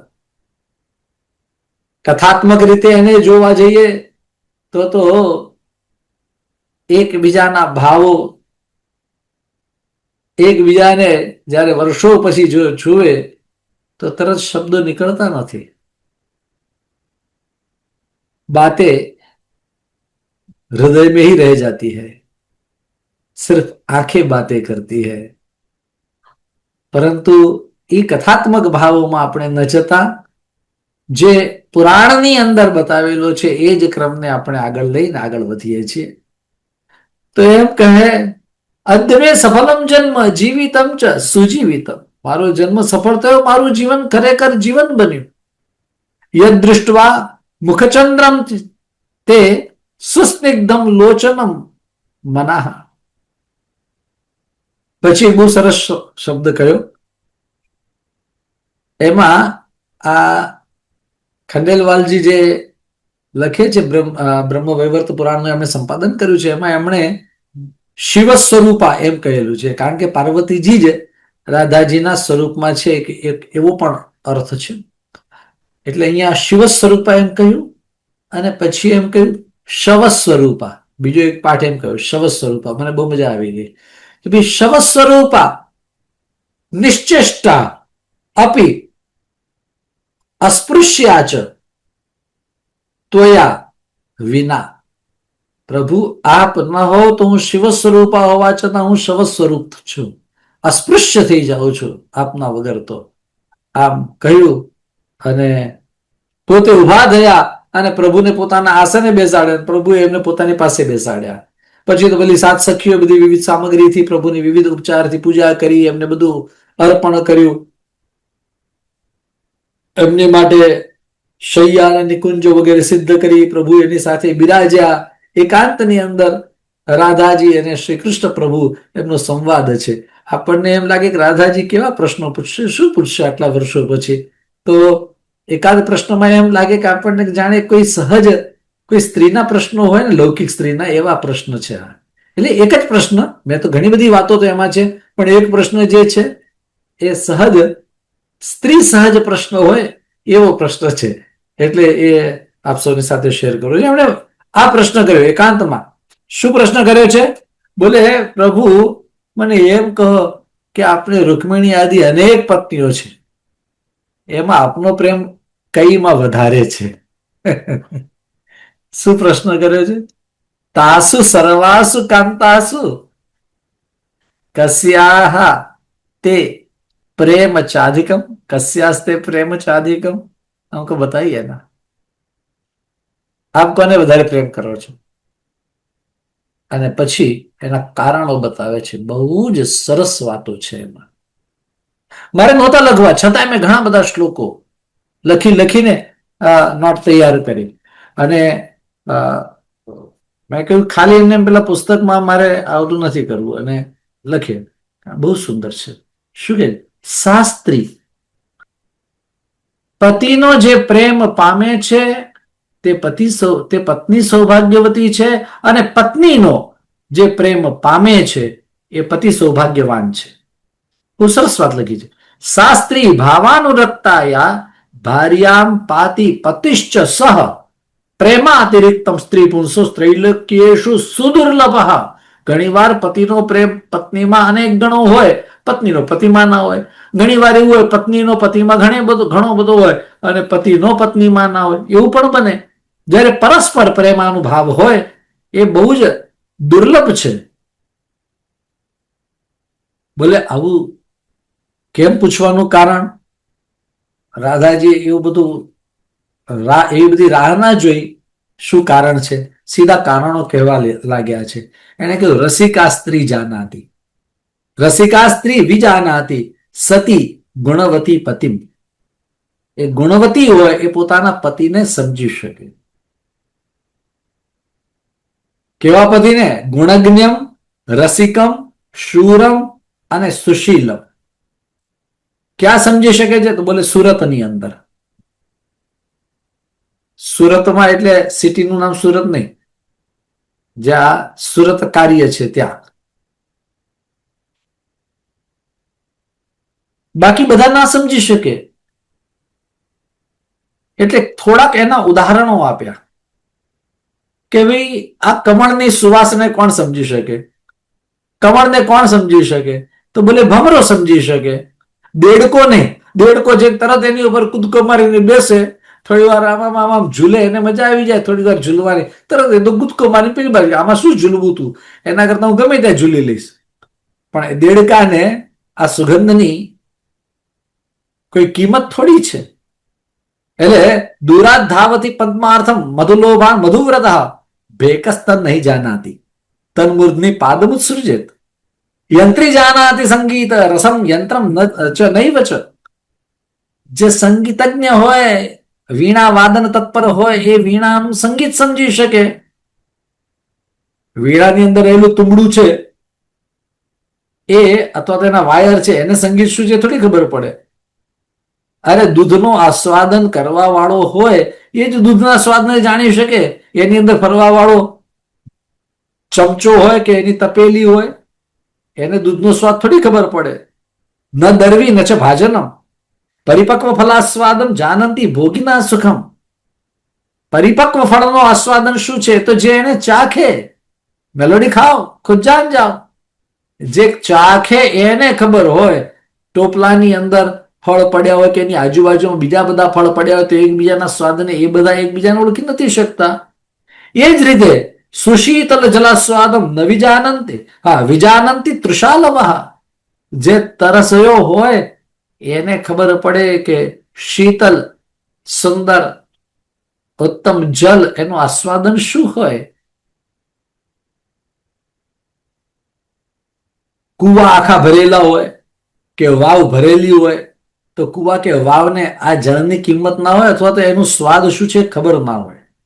એ જ રીતે જે ભોગી છે એ જ એટલે ભોજન કરવા વાળો, એ જ આ ભાત, એની ખીર અથવા એનો બિરંજ બને કે વઘારેલા ભાત હોય કે પછી પુલાવ હોય કે બિરયાની કે જે બધા અલગ અલગ શબ્દો હશે એની માટે, એનો કયામાં શેની સાથે શું સ્વાદ છે તમને ખાલી જાણ માટે કહું છું. એ જ જાણી શકે. બાકી એ ખેતરમાં ઉગેલા હોય ચોખા, એની એને ખબર ના હોય. બાસમતી શું છે ખેતરને ખબર નથી ને કૃષ્ણ કમોદ શું છે એ પણ એને ખબર નથી. એને ત્યાં સાધારણમાં સાધારણ પેલા ખીચડીયા ચોખા થાય તો પણ ખેતરને ખબર નથી કે એના કોથળાને ખબર નથી. પણ એ જે ભાતને જે ભોગવતો હોય, તમે જોયા હશે કે નહીં ખબર નહીં. અમારા એક મિત્ર, મારાથી લગભગ ઉંમરમાં 10-15 વર્ષ મોટા, કેમિસ્ટ્રીના પ્રોફેસર હતા. સોમૈયાની અંદર અમે સાથે હતા ત્યારે. અને ત્યારે એ મને વ્યાસ એમ કહીને બોલાવતા તો એને કહ્યું કે તમને ખબર છે કે એ જે સાઉથ ઇન્ડિયન લોકો છે ને એ લોકો જમવામાં શું હોય? તો બોલે એકલા ભાત. તો એકલા ભાતમાં શું સ્વાદ હોય? બોલે એવું નહીં, ભાત શેની સાથે ખાવાનું છે એની સાથે એની મજા છે એમ. એટલે અલગ અલગ અલગ કેટલી બધી પ્રકારની વસ્તુ હોય. 3-4 પ્રકારના શાક હોય ભાતની સાથે જ, 2-3 પ્રકારના અથાણા હોય, એની અંદર પાછા રસમ હોય, પેલો સાંભાર હોય, બધી અલગ અલગ વસ્તુ અલગ અલગ એમ. તો થોડાક ભાત આમ લઈ અને એક અથાણા સાથે આમ ચોળીને પછી ખાય, ફરી પાછા બીજા કોઈ શાક સાથે ચોળીને ખાય, ત્રીજા કોઈ શાક સાથે, તો કોઈ વાર પેલા રસમ સાથે ખાય, તો કોઈ વાર પેલા કર્ડ રાઈસ. કર્ડ રાઈસ આખી વસ્તુ અલગ છે પણ છતાંય દહીં સાથે એ ખાય. તો એ જે ખાવા વાળા છે એ ભોગી છે, એ આ ભોગને જાણે. જે કડાઈની અંદર કે જે તપેલામાં ભાત બને એને શું ખબર પડે કે ભાત શું છે એમ. એ જ રીતે ચંદનાર્થી, ચંદનનો ભોગી હોય, સુગંધ જાણવા વાળો, એવો કોઈ વ્યક્તિ હોય એ ચંદનની સુગંધને જાણે છે. એને ઉપાડીને લઈ જવા વાળો ગધેડો હોય, ગર્દભો ન ગર્દભો ભારવાહી ન તસ્ય પાત્રિકા યથા. અથવા તો ચંદન જેમાં રાખેલું છે કોથળાઓ, એ બધા પણ એની સુગંધને માણતા નથી, જાણતા નથી. માટે પતિ શું છે, પતિનો પ્રેમ શું છે, પત્નીનો પ્રેમ શું છે, એ એકબીજાને જ ખબર પડે. આટલું કહેતા કહેતા શ્રી રાધાજી અત્યંત ભાવવાહી બની ગયા છે અને જાણે એમ લાગે, મને એવું આમ પ્રતીત થાય છે કે આટલું બોલતા બોલતા 100% રાધાજીની આંખમાં આંસુ આવી જ ગયા હશે. ભલે એમાં બ્રહ્મ વૈવર્તમાં નથી લખેલું, છેવટે એ કહી ચૂક્યા છે કે જેને વેદ, બ્રહ્મા, શિવજી, યોગીન્દ્રો, મુનિન્દ્ર, સિદ્ધો આ બધા નથી જાણી શકતા, એ પ્રભુને આ એક સ્ત્રી શું જાણી શકે? પોતાની માટે એવું કહે છે, આ એક સ્ત્રી શું જાણી શકે? અને મને એમ લાગે છે કે સ્ત્રીઓનું સૌભાગ્ય છે કે એને એના પતિનો પ્રેમ મળે છે, અને પ્રભુનો પ્રેમ એ તો, અને એમાં પાછો નિત્ય નૂતન પ્રેમ, એ અતિ દુર્લભ છે. પરંતુ જે આ સ્ત્રી સમજે નહીં એ જ આ પ્રેમના ચૂરે ચૂરા કરી નાખે છે. આવું લખેલું છે. અત્યંત ઉચ્ચતાના શિખર ઉપર ચડે અને એટલી જ ઊંચાઈથી નીચે પડે છે. 59માં શ્લોકમાં લખ્યું કે આરાધ વિપત્તિ બીજમ ચ વૈષ્ણવાના વિહિંસનમ. આ વિપત્તિનું કારણ શું? વૈષ્ણવોની અવજ્ઞા, ભગવાનના ભક્તની અવજ્ઞા કરી તો ભગવાન આપણો ત્યાગ ગમે ત્યારે કરી દે. પ્રભુ રાધાજી ભગવાનને કહી રહ્યા છે, પ્રભુ મેં આપના ભક્ત શ્રીદામાને શાપ આપ્યો તો શ્રીદામાના શાપથી મને આવી વિપત્તિ આવી અને આ 100 વર્ષનો વિયોગ થયો. એટલે હું એમ સમજુ છું કે ઈશ્વર એ કોઈના શત્રુ કે મિત્ર નથી, પ્રિય કે અપ્રિય નથી. એ તો ભક્તિ સાધ્ય છે, જે ભક્તના વશમાં રહે છે. મને એમ લાગે છે કે વેદો એમ કહે છે, વૈદિકો એમ કહે છે, પુરાણો એમ કહે છે કે શ્યામ સુંદર રાધાજીના વશમાં છે. તો મને એમ લાગે આ બધી ખોટી ખોટી વાતો છે. હા, રાધાજીના વશમાં નહીં, પ્રભુ આપ તો ભક્તના વશમાં છો. ક્યાં બાત કર. 62મો શ્લોક જુઓ. વેદાશ્ચ વૈદિકા સંતઃ પુરાણાની વદંતિ ચ રાધાયા માધવ સાધ્યો ભગવાન ઇતિ નિષ્ફલમ. મને એમ લાગે છે કે આ તો ખોટી ખોટી વાત છે. આ બધી વાતો કહેવાની છે. અને ત્યારબાદ પ્રભુના પ્રસંગ પરાક્રમોને યાદ કર્યા છે, પ્રશંસા કરી. રાધાજી જોર જોરથી રડી પડ્યા. એ તો આમાં સ્પષ્ટ રૂપે લખ્યું છે. નિકુંજની અંદર ભગવાન કૃષ્ણ અને રાધાજી બિરાજમાન હતા. આટલું કહેતા રડતા રાધાજી એકદમ મૂર્છિત થઈ ગયા. આ નિકુંજની ગવાક્ષોમાંથી અવાજ આવ્યો અને બીજા ગોપીજનો હતા, એમણે અવાજ સાંભળ્યો. દોડતા દોડતા આવીને નિકુંજમાંથી, એટલે ગવાક્ષમાંથી, બારીમાંથી, પેલી જાળીમાંથી આમ જોયું અને જોયું તો રાધાજી તો નિશ્ચેષ્ટ પડ્યા છે. અને બૂમ પાડીને કોઈએ કહ્યું, અરે રાધા મૃતા, રાધાજી મરી ગયા. આવો શબ્દ કયો છે. મૃત આવો શબ્દ હોય નહીં, પણ જેવી રીતનું અંદર લખેલું છે એમ. આવું જયારે આ બધી ગોપીઓ કહેવા લાગી, દોડતી દોડતી આવી અને શ્યામ સુંદર ને કહે, અરે કાના હાથે શું કર્યું? શું થયું એને? રાધામ જીવય ભદ્રમ તે. હવે એને ફરી પાછા સજીવન કરો, અન્યથા સ્ત્રીવધમ તુભ્યમ દાસ્યામઃ સર્વયોષિતઃ. આ સ્ત્રીવધનું પાપ તમને થશે. આમ બધી જ ગોપીઓએ ભગવાનને કહ્યું અને ભગવાન એમ કહે કે આપ ચિંતા નહીં કરો. ભગવાનની વાતો પણ અદ્ભુત છે. અહીંયા ભગવાને રાધાજીને પુનર્જીવિત કર્યા છે પ્રભુએ રાધાજીને જ્ઞાન આપ્યું છે ઘણું બધું. હવે જુઓ, પેલો પ્રશ્ન એ તો અધૂરો જ રહ્યો ને. યાદ આવે છે રાધાજીએ શું પ્રશ્ન કર્યા હતા? એમાંનો એક પ્રશ્ન સ્ત્રી સહજ કે તમને આ બધામાંથી પ્રિય કોણ? આવો પ્રશ્ન કર્યો હતો. આ જે પ્રશ્ન કર્યો હતો ને એનો જવાબ તો બાકી છે. હવે ભગવાન એમને બધું જ્ઞાન આપે છે. આ તત્વ જ્ઞાનાત્મક છે. એમાં એક વાત એક સેન્ટેન્સમાં કહું તો ભગવાન એમ કહે છે કે આ જગતનું કાર્ય કારણ બંને પણ હું જ છું. આ એનો સાર છે. પછી ભગવાને કહ્યું કે જ્યારે હું જન્મ લઈને આવું છું ત્યારે પરિપૂર્ણ શ્રી કૃષ્ણ રૂપ એ હું છું.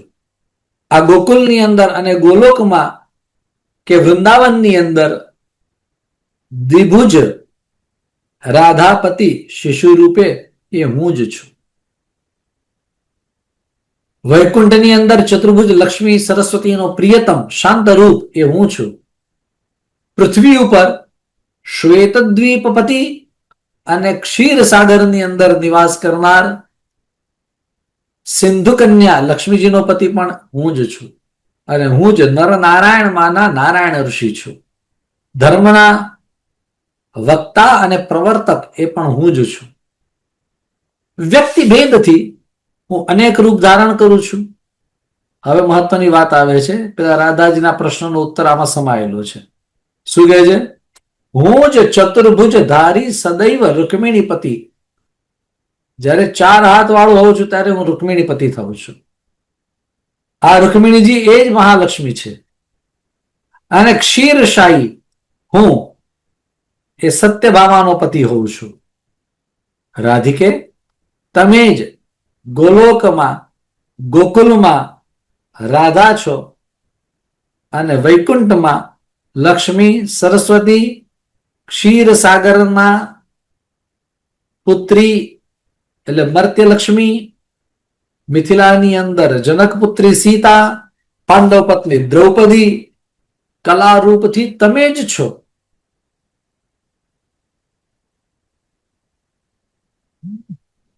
એટલે પાંડવ પત્ની માટે એમ કહ્યું છે કલા રૂપે તમે છો. એમ અમે તમને બધું જ અધ્યાત્મ કહ્યું. અને છતાં આજે શ્યામ સુંદર શ્રી સ્વામીજીની ક્ષમા માગીને એમ કહે રાધે સર્વાપરાધમ મેં ક્ષમસ્વ પરમેશ્વરી. શ્રી રાધાજીએ અને ગોપીજનોએ સંતુષ્ટ થઈને પ્રભુને પ્રણામ કર્યા છે. આ અધ્યાયના પ્રારંભની અંદર એટલે 127મા અધ્યાયના પ્રારંભની અંદર સંતુષ્ટ અને સુતુષ્ટ થયેલા ગોપીજનોએ શ્રી સ્વામીજીનો વિશેષ શૃંગાર કર્યો છે. કૃષ્ણ પાસે રહેલા સ્વામીજીએ વિરાજતા હતા, અત્યંત વિરહાતુર હતા. એ સમય એક કોકિલ ધ્વનિ એટલે પુંસ્કોકિલ કોયલનો ધ્વનિ ત્યાં સંભળાયો. બહુ જ રતિરૂપ વર્ણન તેમાં કરેલું છે.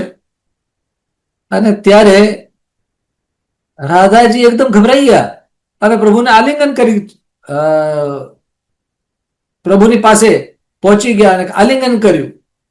અરે ત્યારે એમ કહ્યું એમણે, હે મહાભાગ, આપની સાથે પુણ્યસ્થલી હું વૃંદાવનમાં રાસ કરીશ. આમ કહ્યું છે. તત્ર ક્રીડામ કરિષ્યામિ જલેન ચ સ્થલેન ચ. 13મો શ્લોક 127મો અધ્યાય.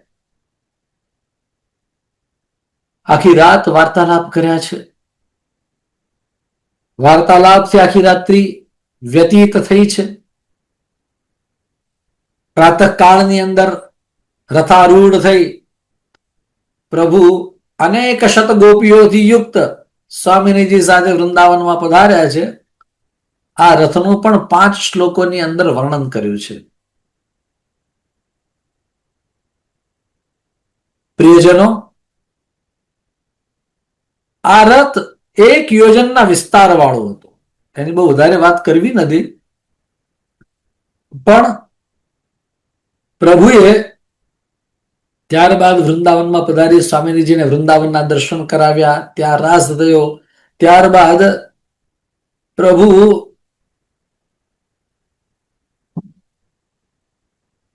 અલગ અલગ જગ્યાએ પધાર્યા છે. જંબુદ્વીપ, દ્વારિકા, રૈવત, સુરસન, મહેન્દ્ર, નંદનવન, સુમેરુ શિખર, રમ્યક, ગંધમાદન વગેરે પર્વતો, વિવિધ ઉદ્યાનો, સરોવરો, વિવિધ દ્વીપો, આ બધાની અંદર પ્રભુએ રાસ રમણ કર્યું છે. અને ત્યારબાદ ભાંડીર વનમાં પ્રભુ શ્રી વૃંદાવન માં પધાર્યા છે. હવે તમને આપ સૌને એક વાત આમાં આવી જ છે, છતાંય યાદ કરાવું. પ્રભુનું રાધિકાજી સાથેનું મિલન અને એનાથી વિશેષ ભાંડીર વનમાં જ પ્રભુનો વિવાહ થયો છે બ્રહ્માજી દ્વારા. એ આપ સૌને બ્રહ્મવૈવર્ત પુરાણના શુશ્રુષા સંપન્ન શ્રોતાઓને નિશ્ચિત રૂપે ખબર હશે, હોય જ, પરંતુ હું તો સ્મારયે આ ભગવદ ઉક્તિને ભગવાન રામજી જે લક્ષ્મણજીને કહેલું એમ સ્મારયે ત્વામ ન શિક્ષયે એમ માત્ર યાદ કરાવું છું. તો પ્રિયજનો, આ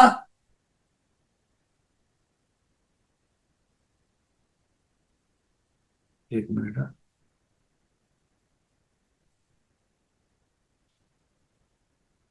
હા,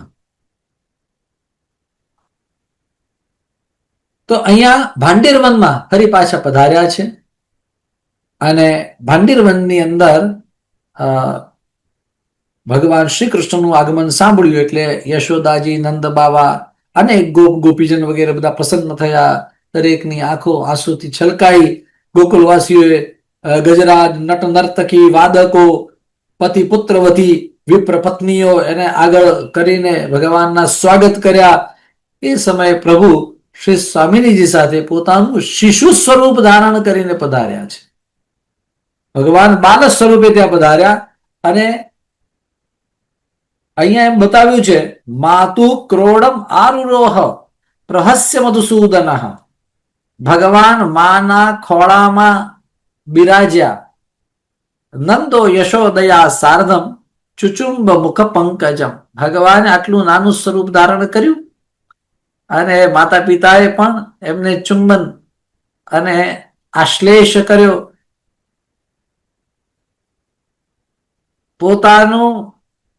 પોતાની પ્રસન્નતા ત્યાં પ્રકટ કરી. આશ્લિશ્ચ, અને પછી શું કહે છે, આશ્લિશ્ચ ભૃષમુચ્ચૈશ્ચ શિશેવ શિશેચ નેત્રજૈર જલૈ. 37મા શ્લોકમાં તો અશ્રુથી, નેત્રાશ્રુથી એમનો અભિષેક કર્યો છે ભગવાનનો. અને ભગવાન કૃષ્ણ એમણે શ્રી યશોદાજીના સ્તનપાન કર્યા છે. હવે બધાને ભગવાન મળ્યા ત્યારે ભગવાન કેવા છે, એક સાથે ભગવાનને મળ્યા અને બધાએ ભગવાનને કેવા જોયા એની એક વાત કરી છે આગળના શ્લોકમાં. તાદૃશમ તદૃશો સર્વે યાદૃશો મથુરામ યયૌ. જે સ્વરૂપે જેવા સ્વરૂપે ભગવાન મથુરામાં પધાર્યા હતા એ જ સ્વરૂપના દર્શન, એવા જ સ્વરૂપના દર્શન ભગવાનના આ વ્રજવાસીઓને થયા છે. એવું નહીં કે હવે દ્વારિકાવાસી એને મળ્યા છે. સુરદાસજી તો બહુ સરસ મેણું મારે છે. હા, સુરદાસજીની વાત કરીએ તો રાધાજી પેલા ઉદ્ધવને કહે કે એ મને ના ઓળખે એનું કારણ સ્વાભાવિક છે. દુઈતે ભુજ ભઈ ચાર. પેલા અહીંયા 2 હાથ વાળો હતો અને ત્યાં ગયો એટલે 4 હાથ વાળો થયો. અને 4 હાથ વાળો આપણે ત્યાં ક્યારે થાય? જયારે એના લગ્ન થઈ જાય ત્યારે આપણે એને 4 હાથ વાળો કહીએ ને. 4 હાથ વાળો થાય પછી બદલાઈ જાય. આ એક સ્વાભાવિક વાત સુરદાસજી એમના પદમાં કહી છે. દુઈતે ભુજ ભઈ ચાર. પૂજ્ય લાભુ દાદા આ કીર્તનને કહેતા એટલા માટે મને યાદ આવ્યા, તો એ પણ આપ સૌની સાથે શેર કરું. તો એ કેવા લાગે છે? બીજા શ્લોકની અંદર એમ કે યથા એકાદશ વર્ષીયમ શોભિતમ પીત વાસસા. પછી તો મુરલીધર છે અને અલગ અલગ જે એમનો શૃંગાર છે 11 વર્ષનો, એ શૃંગારનું વર્ણન અહીંયા કરેલું છે. તો શ્રી યશોદાજીએ આ દર્શન કર્યા, સૌએ દર્શન કર્યા, યશોદાજીએ સ્વાગત કર્યું ને યશોદાજીએ હવે યુગલ સ્વરૂપને ઘરની અંદર પધરાવ્યા છે. એટલે શ્રી કૃષ્ણ અને રાધાજી બંને પધાર્યા છે. બ્રાહ્મણોને જમાડ્યા, અનેક દાન કર્યા, મહોત્સવ થયો, દેવ દુંદુભી વાગ્યા, સૌને આનંદ આનંદ આનંદ થયો. હવે 128મા અધ્યાયની અંદર ભગવાનનું બહુ સુંદર મિલન અને એની સાથેનું જે નંદ યશોદાજી વગેરે જે જ્ઞાન આપ્યું છે એની પણ વાત આવે છે. ભાંડીર વનની અંદર વડના નીચે ભગવાન શ્રી કૃષ્ણ સ્વામીની સાથે બિરાજ્યા હતા. એ સાથે નંદ યશોદાજી, કલાવતી, વૃષભાનજી વગેરે પણ, એટલે ભગવાનના માતા પિતા અને શ્રી રાધાજીના પણ કથિત માતા પિતા, બાકી તે પોતે જગત માતા છે, એ સાથે બિરાજ્યા છે. ત્યારે ભગવાને આ સૌને તત્વજ્ઞાન આપેલું છે અને પરમાનંદ પ્રદ જે પરમ પદ છે એનું સ્મરણ કરવાની વાત કરેલી છે ને એમ કહ્યું છે, મામેવ પરમમ બ્રહ્મ ભગવંતમ સનાતનમ ધ્યાયન ધ્યાયન પુત્ર બુદ્ધિમ ત્યક્તવા લભ પરમ પદમ. નંદ બાબાને એમ કહ્યું કે એનું એટલે મારામાં પુત્ર બુદ્ધિ છોડી અને પરમ બ્રહ્મનું ચિંતન કરતા કરતા તમે પરમ પદને પ્રાપ્ત કરો.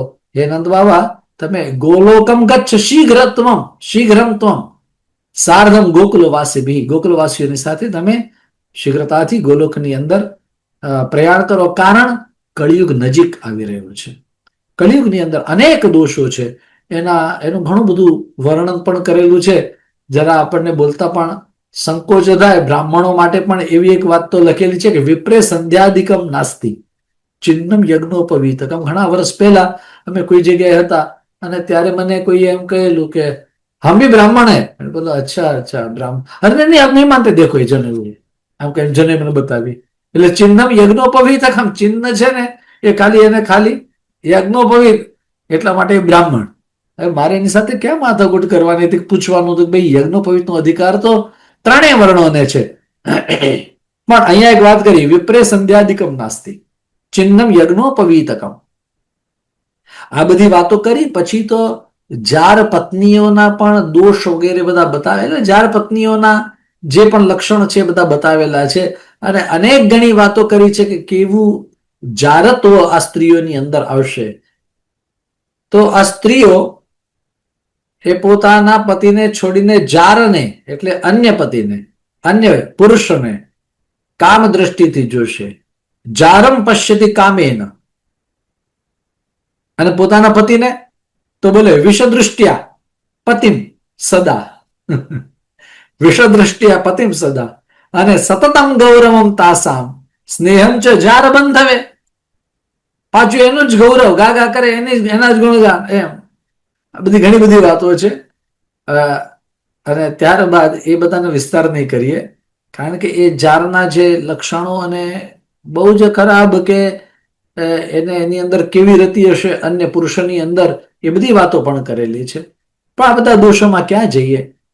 ત્યારબાદ ત્યાં 5 યોજન લંબાઈ વાળો અને 4 યોજન પહોળાઈ વાળો એવો એક રથ આવ્યો જેને 2000 પૈડા છે, આટલા એના ચક્રો છે.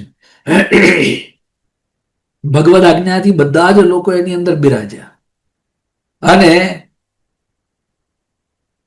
જે ગોલોકમાંથી આવેલી ગોપીઓ હતી એ પાછી ગોલોકમાં પધારી. ગોલોકાદ આગતા ગોપ્યશ્ચાયોની સંભવાશ્ચ તાહા, જે બધી અયોની સંભવ હતી એ કોઈ સાધારણ સ્ત્રીઓ નહોતી. શ્રુતિપત્નીઓ હતી, શ્રુતિમતી હતી અથવા શ્રુતિની રુચાઓ હતી એ, અથવા તો ઋષિપત્નીઓ હતી એ બધી. તાહા સર્વા શરીરેણ, સર્વાહ સ્વશરીરેણ નારદ, બધી પોતપોતાના શરીરથી એ ત્યાં ગઈ છે ગોલોકમાં. સર્વે, હા અચ્છા. પછી એક બીજી એક વાત કરી, બીજા જે અન્ય હતા એ એમણે નશ્વર જે શરીર હતા એમણે છોડ્યા અને અલૌકિક શરીર હતા એનાથી એ લોકો ગઈ છે. એટલે કહ્યું સર્વે ત્યક્ત્વા શરીરાણી નશ્વરાણી સુનિશ્ચિતમ ગોલોકમ ચ યયૌ રાધા, ગોલોકમ ચ યયૌ રાધા સાર્ધમ ગોકુલવાસીભિ. શ્રી રાધાજીએ પણ ગોલોક ગમન કર્યું છે. બધા જ ગોલોક ધામમાં પધાર્યા. ગોલોક ધામનું વર્ણન કરીએ એટલું ઓછું છે, પણ એનું વર્ણન કરતા ભક્ત કવિ ગોપાલદાસજી વલ્લભાખ્યાનની અંદર એમ કહે, બ્રહ્મરુદ્ર ત્યાં કોણ બાપડા, શ્રી હરિના મન મોહે. એટલે બ્રહ્માજી રુદ્ર એના તો મન મોહે, પરંતુ સાક્ષાત શ્રી હરિનું પણ મન મોહે આવું આ ગોલોક ધામ છે. શતશૃંગ પર્વત, વિરજા નદી, વૃંદાવન, ગોલોકધામ નું વૃંદાવન, હા, આ વૃંદાવન આ બધું ત્યાં છે. અને વિશાલ વિવિધ પ્રકારની કુંજ નિકુંજો, રાસમંડલ, વિશાલ વટવૃક્ષ, અક્ષયવટ, જેના નીચે બિરાજતા સુંદરી શ્રી વૃંદા, અનેક ગોપીગણ સાથે તેઓ ત્યાં બિરાજતા હતા. રાધાજી રથમાંથી ઉતર્યા અને વિરજા નદીને પાર કરી સામે પાર પહોંચ્યા. વૃંદાજીએ ઉભાથી પ્રણામ કર્યા, સ્વાગત કર્યા અને રાધાજીની સેવાની અંદર સૌ તત્પર થયા. ત્યાં 28મો અધ્યાય, 128મો અધ્યાય એ પૂર્ણ થયો. મારા મનથી સંકલ્પિત સમય ની અંદર હજુ મારી પાસે સમય છે એટલે થોડીક વાત કરી અને આગળના અધ્યાય પરિપૂર્ણ કરું. 29મો અને 30મો શ્લોક, જેમાં ભગવાન આગળની જે લીલાઓ મેં કહ્યું એમ લીલા સંવરણની વાતો છે. 129મા અધ્યાયની અંદર બધા ગોલોકમાં પધાર્યા અને ત્યારબાદ ભગવાન શ્રી કૃષ્ણ અહીંયા 5 ગોવાળો સાથે ભાંડીર વનના વડલા નીચે બેઠા હતા. પ્રભુ થોડાક ઉભા થયા, ગોવાળો સાથે આમ તેમ વિહાર કર્યા અને જોયું તો ગોપી ગાયો આ બધા વગર આ વ્રજ તો બેકાર દિશે છે, સાવ સૂનું સૂનું છે, બધું વ્યાકુળ થઈ રહ્યું છે. અને ત્યારે પ્રભુએ કૃપા કરી અને પોતાના યોગથી, આત્મયોગથી, અમૃત દૃષ્ટિથી યાવદ વત્સ વત્સ કાલ્પક વપુર યાવત કરાંઘ્રાદિકમ આ લીલા કરી અને સ્વયં ફરી પાછા પ્રભુએ પોતાની અંદરથી એટલા જ ઉત્પન્ન વગેરે કર્યા અને પહેલા જેવું હતું એવું જ ગોપ ગોપીઓથી પરિપૂર્ણ વ્રજ બનાવ્યું. અને આ ગોપ ગોપીઓને પ્રભુએ અત્યંત દુર્લભ એવા વાક્યો કહ્યા છે અને એમણે જે વાત કરી છે એ બધાએ આપણે લખી રાખવા જેવી છે. તાવત પ્રભૃતિ કૃષ્ણસ્ય પુણ્ય વૃંદાવને વને અધિષ્ઠાનમ. ભગવાન કૃષ્ણનું ક્યાં સુધી અધિષ્ઠાન છે? તાવત પ્રભૃતિ કૃષ્ણસ્ય પુણ્ય વૃંદાવને વને અધિષ્ઠાનમ ચ સતતમ. તાવત ક્યાં સુધી? તો બોલે યાવત ચંદ્ર દિવાકરો. I repeat this slow. તાવત પ્રભૃતિ કૃષ્ણસ્ય પુણ્ય વૃંદાવને વને અધિષ્ઠાનમ ચ સતતમ યાવત ચંદ્ર દિવાકરો. તમે સૌ અહીંયા સુખપૂર્વક નિવાસ કરો, કારણ કે અહીંયા મારી સ્થિતિ, ભગવાન કૃષ્ણ એમ કહે છે, યાવત ચંદ્ર દિવાકર છે. ફરી પાછા ભગવાન ભાંડીર વનની અંદર પધાર્યા અને ત્યાં પેલા વડલા નીચે બિરાજ્યા. બ્રહ્માદિ દેવતાઓ પધાર્યા છે. બ્રહ્માજીએ દંડવત પ્રણામ કર્યા, પ્રાર્થના કરી અને કહ્યું કે આપ 125 વર્ષ સુધી અહીંયા આ ભૂતલ ઉપર બિરાજ્યા. આ જ વાત શ્રીમદ ભાગવતમાં પણ કહી છે કે આપ 125 વર્ષ સુધી અહીંયા બિરાજ્યા છો. હવે આપ સુધામ પધારશો ત્યારે આ વસુધા શૂન્ય થઈ જશે. આવી વાત બ્રહ્માજીએ કહી. ત્યારબાદ મહાદેવજીએ અને અનંત દેવતાએ પણ અને અન્ય દેવતાઓએ પણ સ્તુતિ કરી છે. એની વિસ્તારની બીકે હું વિશેષ વાત નથી કરતો. દેવતાઓ સ્તુતિ કરી અને હવે આ દેવતાઓ દ્વારિકામાં રહેલા ભગવાનની ઈચ્છાથી દ્વારિકામાં પધાર્યા. જે એક અંશથી ભગવાન દ્વારિકા પધાર્યા છે, આપ સૌને યાદ હશે, આપણે વાત થઈ હતી.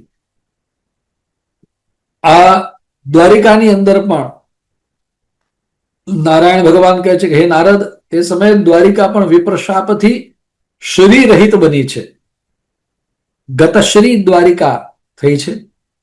ત્યારે પ્રભુએ દ્વારિકા છોડી અને દ્વારિકા લીલાની જે અહીંયા વાત છે એમાં એમ બતાવ્યું કે કદંબ મૂલમાં એક જગ્યાએ શિવશપ મૂલ પણ કહેલું છે, કોઈ જગ્યાએ અશ્વત્થ મૂલ કહ્યું છે, કોઈ જગ્યાએ પીપલ મૂલ પણ કહ્યું છે. એટલે એના થળીએ ભગવાન અઢેલીને બેઠેલા છે. યાદવગણ એરકાના માધ્યમથી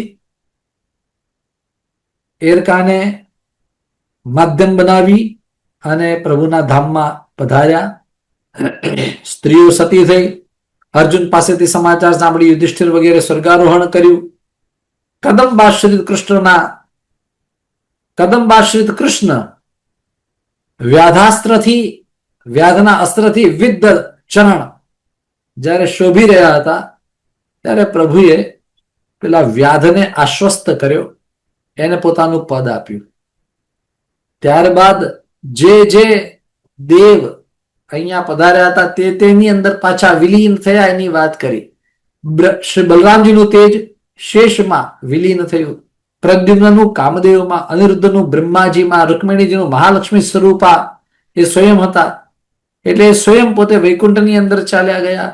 સત્યભામાનું પૃથ્વીની અંદર તેજ વિલીન થયું, જાંબુવતીજીનું પાર્વતીજીમાં, સાંબનું સ્કંદની અંદર, કાર્તિકેયમાં, એમ વસુદેવજીનું કશ્યપની અંદર, દેવકીજીનું અદિતિની અંદર. એટલે જે દેવ દેવતાઓ દેવીઓ જેના ઔષધિ આવ્યા હતા તે તેમાં વિલીન થયા છે. ત્યારબાદ સાગર આવ્યો છે, ભગવાન એની ઉપર પણ કૃપા કરી. નદીઓ આવી, ગંગાદી નદીઓ તો રડી રહી છે. એમ પૂછે છે કે અમારી શું ગતિ થશે? અસ્માકમ કા ગતિશ્ચાત્ર ભવિષ્યતિ કલૌયુગે. 49મા શ્લોકમાં કહે છે 129મા અધ્યાયમાં, અસ્માકમ કા ગતિ ચ અત્ર ભવિષ્યતિ કલૌયુગે. અમારી શું ગતિ થશે કળિયુગની અંદર? ભગવાન કે તમે ચિંતા નહીં કરો, 5000 વર્ષ તો તમને કાંઈ જ નહીં થાય. જયારે 5000 વર્ષ તમે રહેશો ત્યારે ત્યાં સુધી તો પાપીઓના પાપ ભલે એ બધા તમારામાં ધોઈ રાખે, આ બધા પાપ તમારામાં આવશે, એનું પ્રક્ષાલન ઓટોમેટિક થઈ જશે. પેલું ઓટોમેટિક કેવી રીતે થશે? ત્યારે ભગવાન કહેશે જે સંતો, મહંતો, મંત્રોપાસકો, આરાધકો, ભગવાનના ભક્તો એ બધા આપને ત્યાં આવશે. એના દર્શન માત્રથી અથવા એમના એક ડૂબકી લગાવવાથી આપની અંદર પુનઃ પાવિત્ર્ય નિર્માણ થશે, પાતક બધા ધોવાઈ જશે. અને બહુ મહત્વનો એક શ્લોક કહેલો છે કે જ્યાં પુરાણ પઠન થતું હોય, ગંગાદી નદીઓને ભગવાને આજ્ઞા કરી છે કે જ્યાં પુરાણ પઠન થતું હોય, જ્યાં હરિનામનું કીર્તન થતું હોય, ત્યાં આ સૌ નદીઓની સાથે ગંગાજી તમે જજો અને એનાથી બ્રહ્મ હત્યા વગેરે પણ પાપ નષ્ટ થશે. આટલી સુંદર વાત કરી છે કે મને એમ લાગે છે કે આપણે પુરાણ પઠન આપણે દર રવિવારે જે કરીએ છીએ એમાં ગંગાદી નદીઓ નિશ્ચિત રૂપે આવતી હશે. ભલે એ એમના પાપ ધોવાની, પરંતુ આપણને પાવન કરવા માટે તો નિશ્ચિત રૂપે આવતી હશે. એમ ન બોલે, આવે જ છે એમ કહેવાય.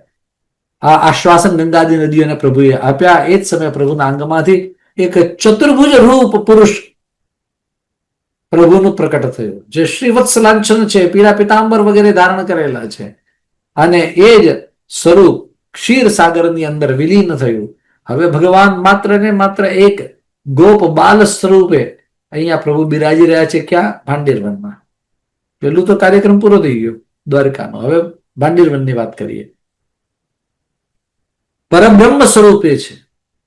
વિધવિધ વેદો, પુરાણો, શાસ્ત્રો વિધવિધ નામે ઓળખે છે. મેં આ બધા શ્લોકો લીધા નથી સમયને ધ્યાનમાં રાખીને, કે સાંખ્યો એને આમ કહે, ન્યાય શાસ્ત્ર આમ કહે, વૈશેષિકો આમ કહે, વગેરે વગેરે ઘણું બધું કહેલું છે. પણ મેં એક જ લાઈનમાં એમ કહ્યું કે શાસ્ત્રો જેને વિધવિધ નામે ઓળખે છે એ જ આ નંદનંદન રાધેશ છે. સોયમ ગોલોકનાથશ્ચ રાધેશો નંદનંદન. જેને નારાયણ નામથી પણ ઓળખાય છે એ નારાયણ એ પણ આનું જ સ્વરૂપ છે.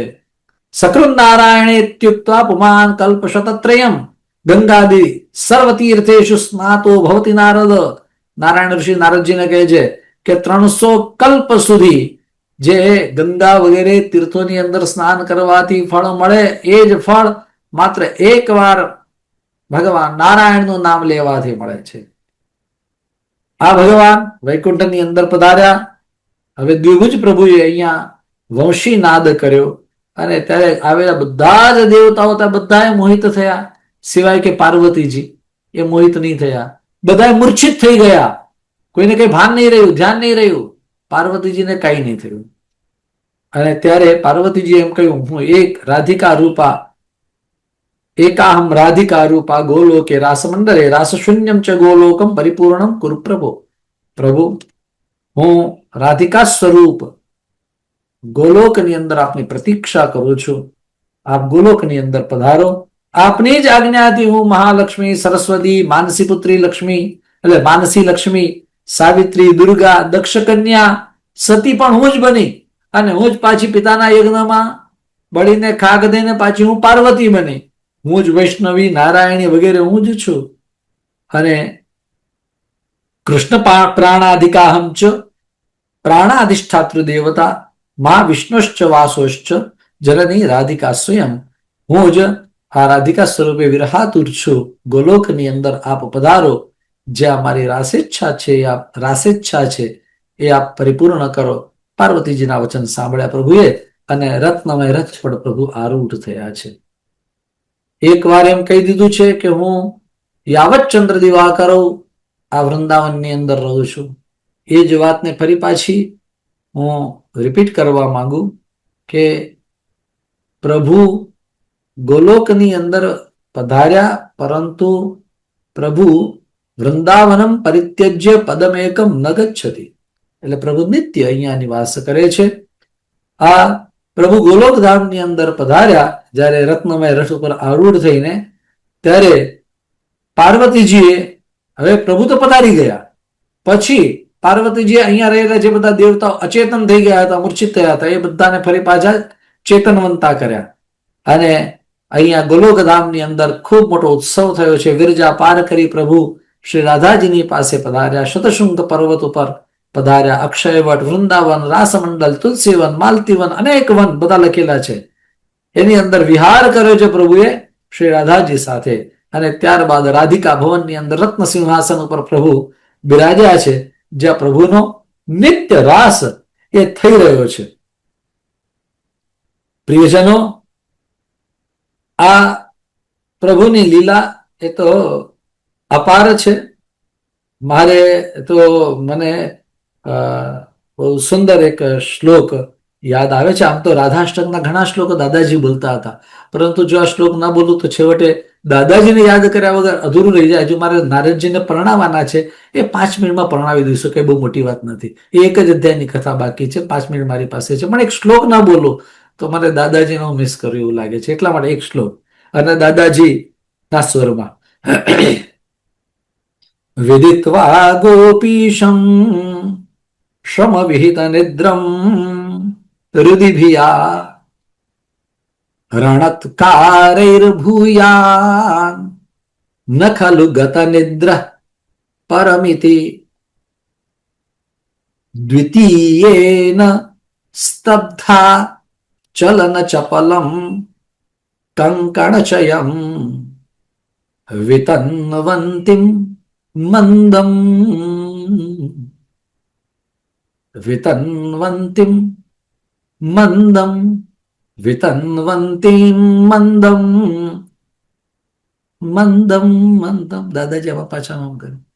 વિતન્વંતિમ મંદમ વ્યજનમથ રાધા હૃદય ભજે.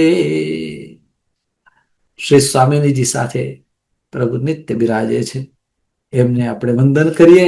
અને આ લોકની અને આ પ્રભુની પ્રાપ્તિ શ્રી નારદજીએ કરી છે, એ આગળના અધ્યાયનું પર્યવસાન છે. નારદજી વિવાહ કર્યા એ 130મા અધ્યાય એનો અર્ક નથી. ભલે શરૂઆત એમ જ કરી છે. નારદજીએ કહ્યું કે નારાયણ ઋષિને પૂછ્યું કે સર્વમ શ્રુતમ મહાભાગ નાવશેષમ અભિપ્સિતમ કિમ પૂર્વમ પુરાણમ ચ બ્રહ્મ વૈવર્તમ ઇષ્ટદમ. આ બ્રહ્મ વૈવર્ત, ઇષ્ટદ બ્રહ્મ વૈવર્ત, અપૂર્વ બ્રહ્મ વૈવર્ત એ મેં સાંભળ્યું. હવે મારે શું કરવાનું એ મને કહો. અધુના કિમ કરિષ્યામિ તન્મામ બ્રૂહિ જગદગુરો. હવે આપ મને કહો. ત્યારે ભગવાન નારાયણે કહ્યું કે તમે પૂર્વજન્મમાં ઉપબર્હણ નામના ગંધર્વ હતા, તમારે 50 પત્નીઓ હતી અને હવે તમે એક બ્રહ્મપુત્ર છો. પણ આ 50માંની એક અતિ સુંદર નારી એણે શિવજીનું તપ કર્યું અને તપ કરીને શિવજી પાસેથી વરદાન પ્રાપ્ત કર્યું છે કે તમે એના પતિ બનશો. એવી એની ઈચ્છા હતી. એટલા માટે તમારે હવે એના પતિ બનવાનું જ છે. લગ્ન કરવાના છે. નારદજી કે મારે લગ્ન કરવાનું. બોલે હા, એ સ્ત્રી આજે સૃંજયની પુત્રી અને સ્વર્ણષ્ઠીવીની સહોદરી બેન છે. એની સાથે તમારે વિવાહ કરવાના છે. એનું કારણ શિવજીનું વચન મિથ્યા ન થઈ શકે એટલા માટે. અને બીજી વાત, તમારે પણ એ ભોગવવાનું છે. તમારું કર્મ છે, માટે તમારે એ કર્મ ભોગવવાનું છે. એની માટેનો બહુ પ્રસિદ્ધ શ્લોક અહીંયા આપેલો છે. 130મા અધ્યાયનો 8મો શ્લોક. નાભુક્તમ ક્ષીયતે કર્મ કલ્પ કોટિ શતૈરપી. આ શ્લોક અહીંયા કહેલો છે. નાભુક્તમ અભુક્તમ ન ક્ષીયતે કર્મ કલ્પ કોટિ શતૈરપી અવશ્યમેવ ભોક્તવ્યમ કર્મ કૃતં કર્મ શુભાશુભમ. આ અહીંનો શ્લોક છે. સુતજીએ શૌનકાદિ ઋષિઓને આ કથા સંભળાવતા એમ કહ્યું કે આ વાત તો સાંભળી ત્યારે હૃદય થોડું દુઃખી થઈ ગયું નારદજીને કે મારે પાછું આ ચક્કરમાં પડવાનું. પછી પોતે સંજયને ત્યાં ગયા અને એના ત્યાં એની દીકરી હતી, એને આમ છાને માને જોઈ લીધી અને એમ લાગ્યું નહીં આ તો બહુ સુંદર છે. પછી એમ તો ચલો એની સાથે લગ્ન કરીએ અને લગ્ન કરવા માટે એ તૈયાર થયા. એટલે પાછા બ્રહ્માજી પાસે ગયા. બ્રહ્માજીને વાત કરી, બ્રહ્માજીની અનુમતિ મળી. બ્રહ્માજી પાછા દીકરાને લઈને આવ્યા, એની સાથે એના લગ્ન કરાવ્યા. ઓહો, જયારે લગ્ન થયા ત્યારે તો બહુ આનંદ થયો. પણ લગ્નના અંતે જયારે એને વળાવતા હતા ત્યારે મહારાજ સૃંજય છે બહુ રડ્યા છે. દીકરી વગર કે હવે જીવી કેમ શકીશ, આવું બધું એનું કલ્પાંત બતાવેલું છે. અને પછી જયારે નારદજી લગ્ન કરીને આવ્યા ત્યારે આ કન્યામાં એવા રત થઈ ગયા, એટલા આસક્ત થયા, અનેક ભોગોની અંદર એવા રત થયા કે તપસ્યાથી વિરક્ત થઈ ગયા. એટલે રતિમાં રત થયા અને ભક્તિથી વિરક્ત થયા. અને ત્યારે ત્યાં સનત કુમારો આવે, એમણે ઘણું બધું જ્ઞાન આપેલું છે. હા, અને સનત કુમાર જેમને ભગવાન નારાયણે કૃષ્ણ મંત્ર આપેલો છે, એ સનત કુમારોએ આવી અને નારદજીને કહ્યું આ તમે શું માંડ્યું છે. નારદજી એમને દંડવત પ્રણામ કર્યા અને એમ કહ્યું પિયુષ બુદ્ધ્યા ગરલમ ભૂંગતે પાપી નરાધમઃ. જે નરાધમ વ્યક્તિ હોય ને એને ખબર ના પડે, એને એમ લાગે આ અમૃત છે પણ એ ઝેર પી જાય, એવું કામ તમે કરો છો. નિર્ગત છે. પછી એને જે એક વાત કરી, મુખ્ય વાત ટૂંકમાં કહી દઉં. નિર્ગત છે તપસે ભ્રાત સ્ત્યજ માયામયીમ પ્રિયામ. આ માયામય પ્રિયાને છોડી બીજું બધું છોડ અને તપ કરો. પુણ્યક્ષેત્ર ભારતની અંદર જઈને તપ કરો અને આ મંત્ર તમે લ્યો એમ કરી. ગૃહાણ મમ મંત્રમ ચ એમ કહ્યું. અને કૃષ્ણ આવો મંત્ર આપ્યો છે. કૃષ્ણ ઇત્યક્ષર દ્વયમ સર્વેષામ એવ મંત્રાણમ સારાત સારમ પરાત પરમ. આ કૃષ્ણ મંત્રની પણ અત્યંત બહુ સુંદર પ્રશંસા કરેલી છે.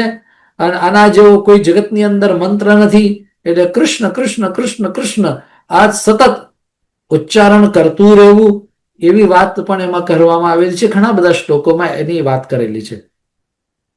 4 વેદ પુરાણ ધર્મશાસ્ત્રો તંત્રોમાં પણ આનાથી પર બીજો કોઈ મંત્ર નથી.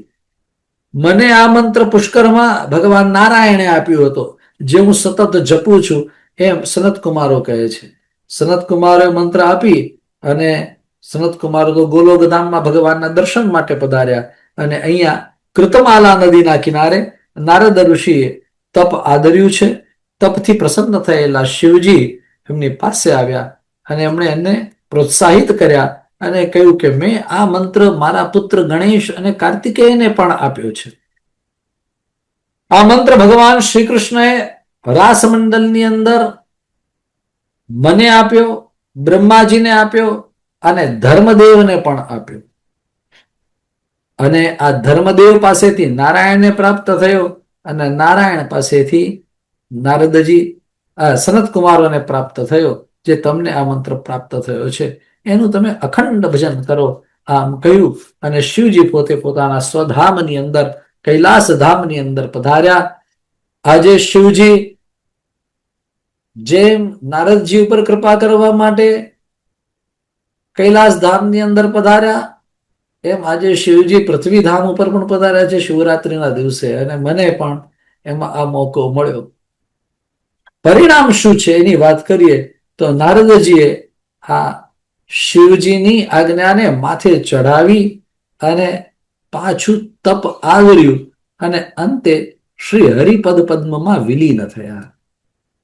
આપણે કેટલી આજ્ઞા સમજીએ કે માનીએ છીએ, ભાઈ જેની જે દેવની અંદર ભક્તિ હોય, પરંતુ એ ભક્તિ વધે નહીં તો પુરાણ વિમર્શ જે સાક્ષાત વેદ જ છે પુરાણ, એ પુરાણ વિમર્શનો કે વેદ વિમર્શનો અર્થ શું?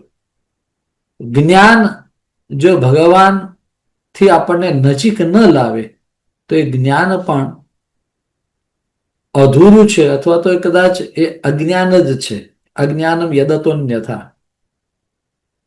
ભગવત પ્રાપ્તિ માટે આ બધા પુરાણો આપણને આવી તત્ત દેવતાઓની સાધના, પૂજન, અર્ચન વગેરેની અંદર અથવા તો એ ભાવમાં મગ્ન થવા માટે પ્રેરિત કરે છે.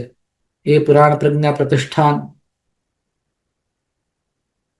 પૂજ્ય શ્રી નરેન્દ્રભાઈ પંડ્યાજી ગુરુજી ના માર્ગદર્શન સાથે અનેકાનેક અન્ય વિદ્વાનોના માર્ગદર્શન સાથે ચાલી રહ્યું છે, જેમાં મુખ્યત્વે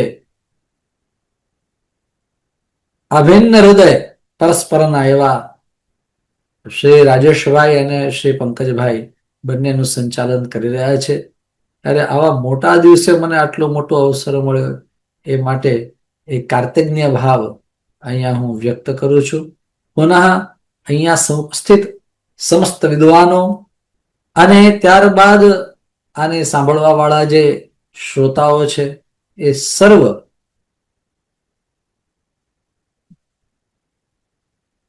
મારી માટે ભગવદ સ્વરૂપ છે, રાધા કૃષ્ણ સ્વરૂપ છે, માટે સૌને પ્રણામ કરી મારા વક્તવ્યને વિરામ આપું છું. ઓમ સહનાવવતુ સહનો ભુનક્તુ સહ વીર્યં કરવાવહૈ તેજસ્વિનાવધીતમસ્તુ મા વિદ્વિષાવહૈ. ઓમ શાંતિ શાંતિ શાંતિ. ધન્યવાદ.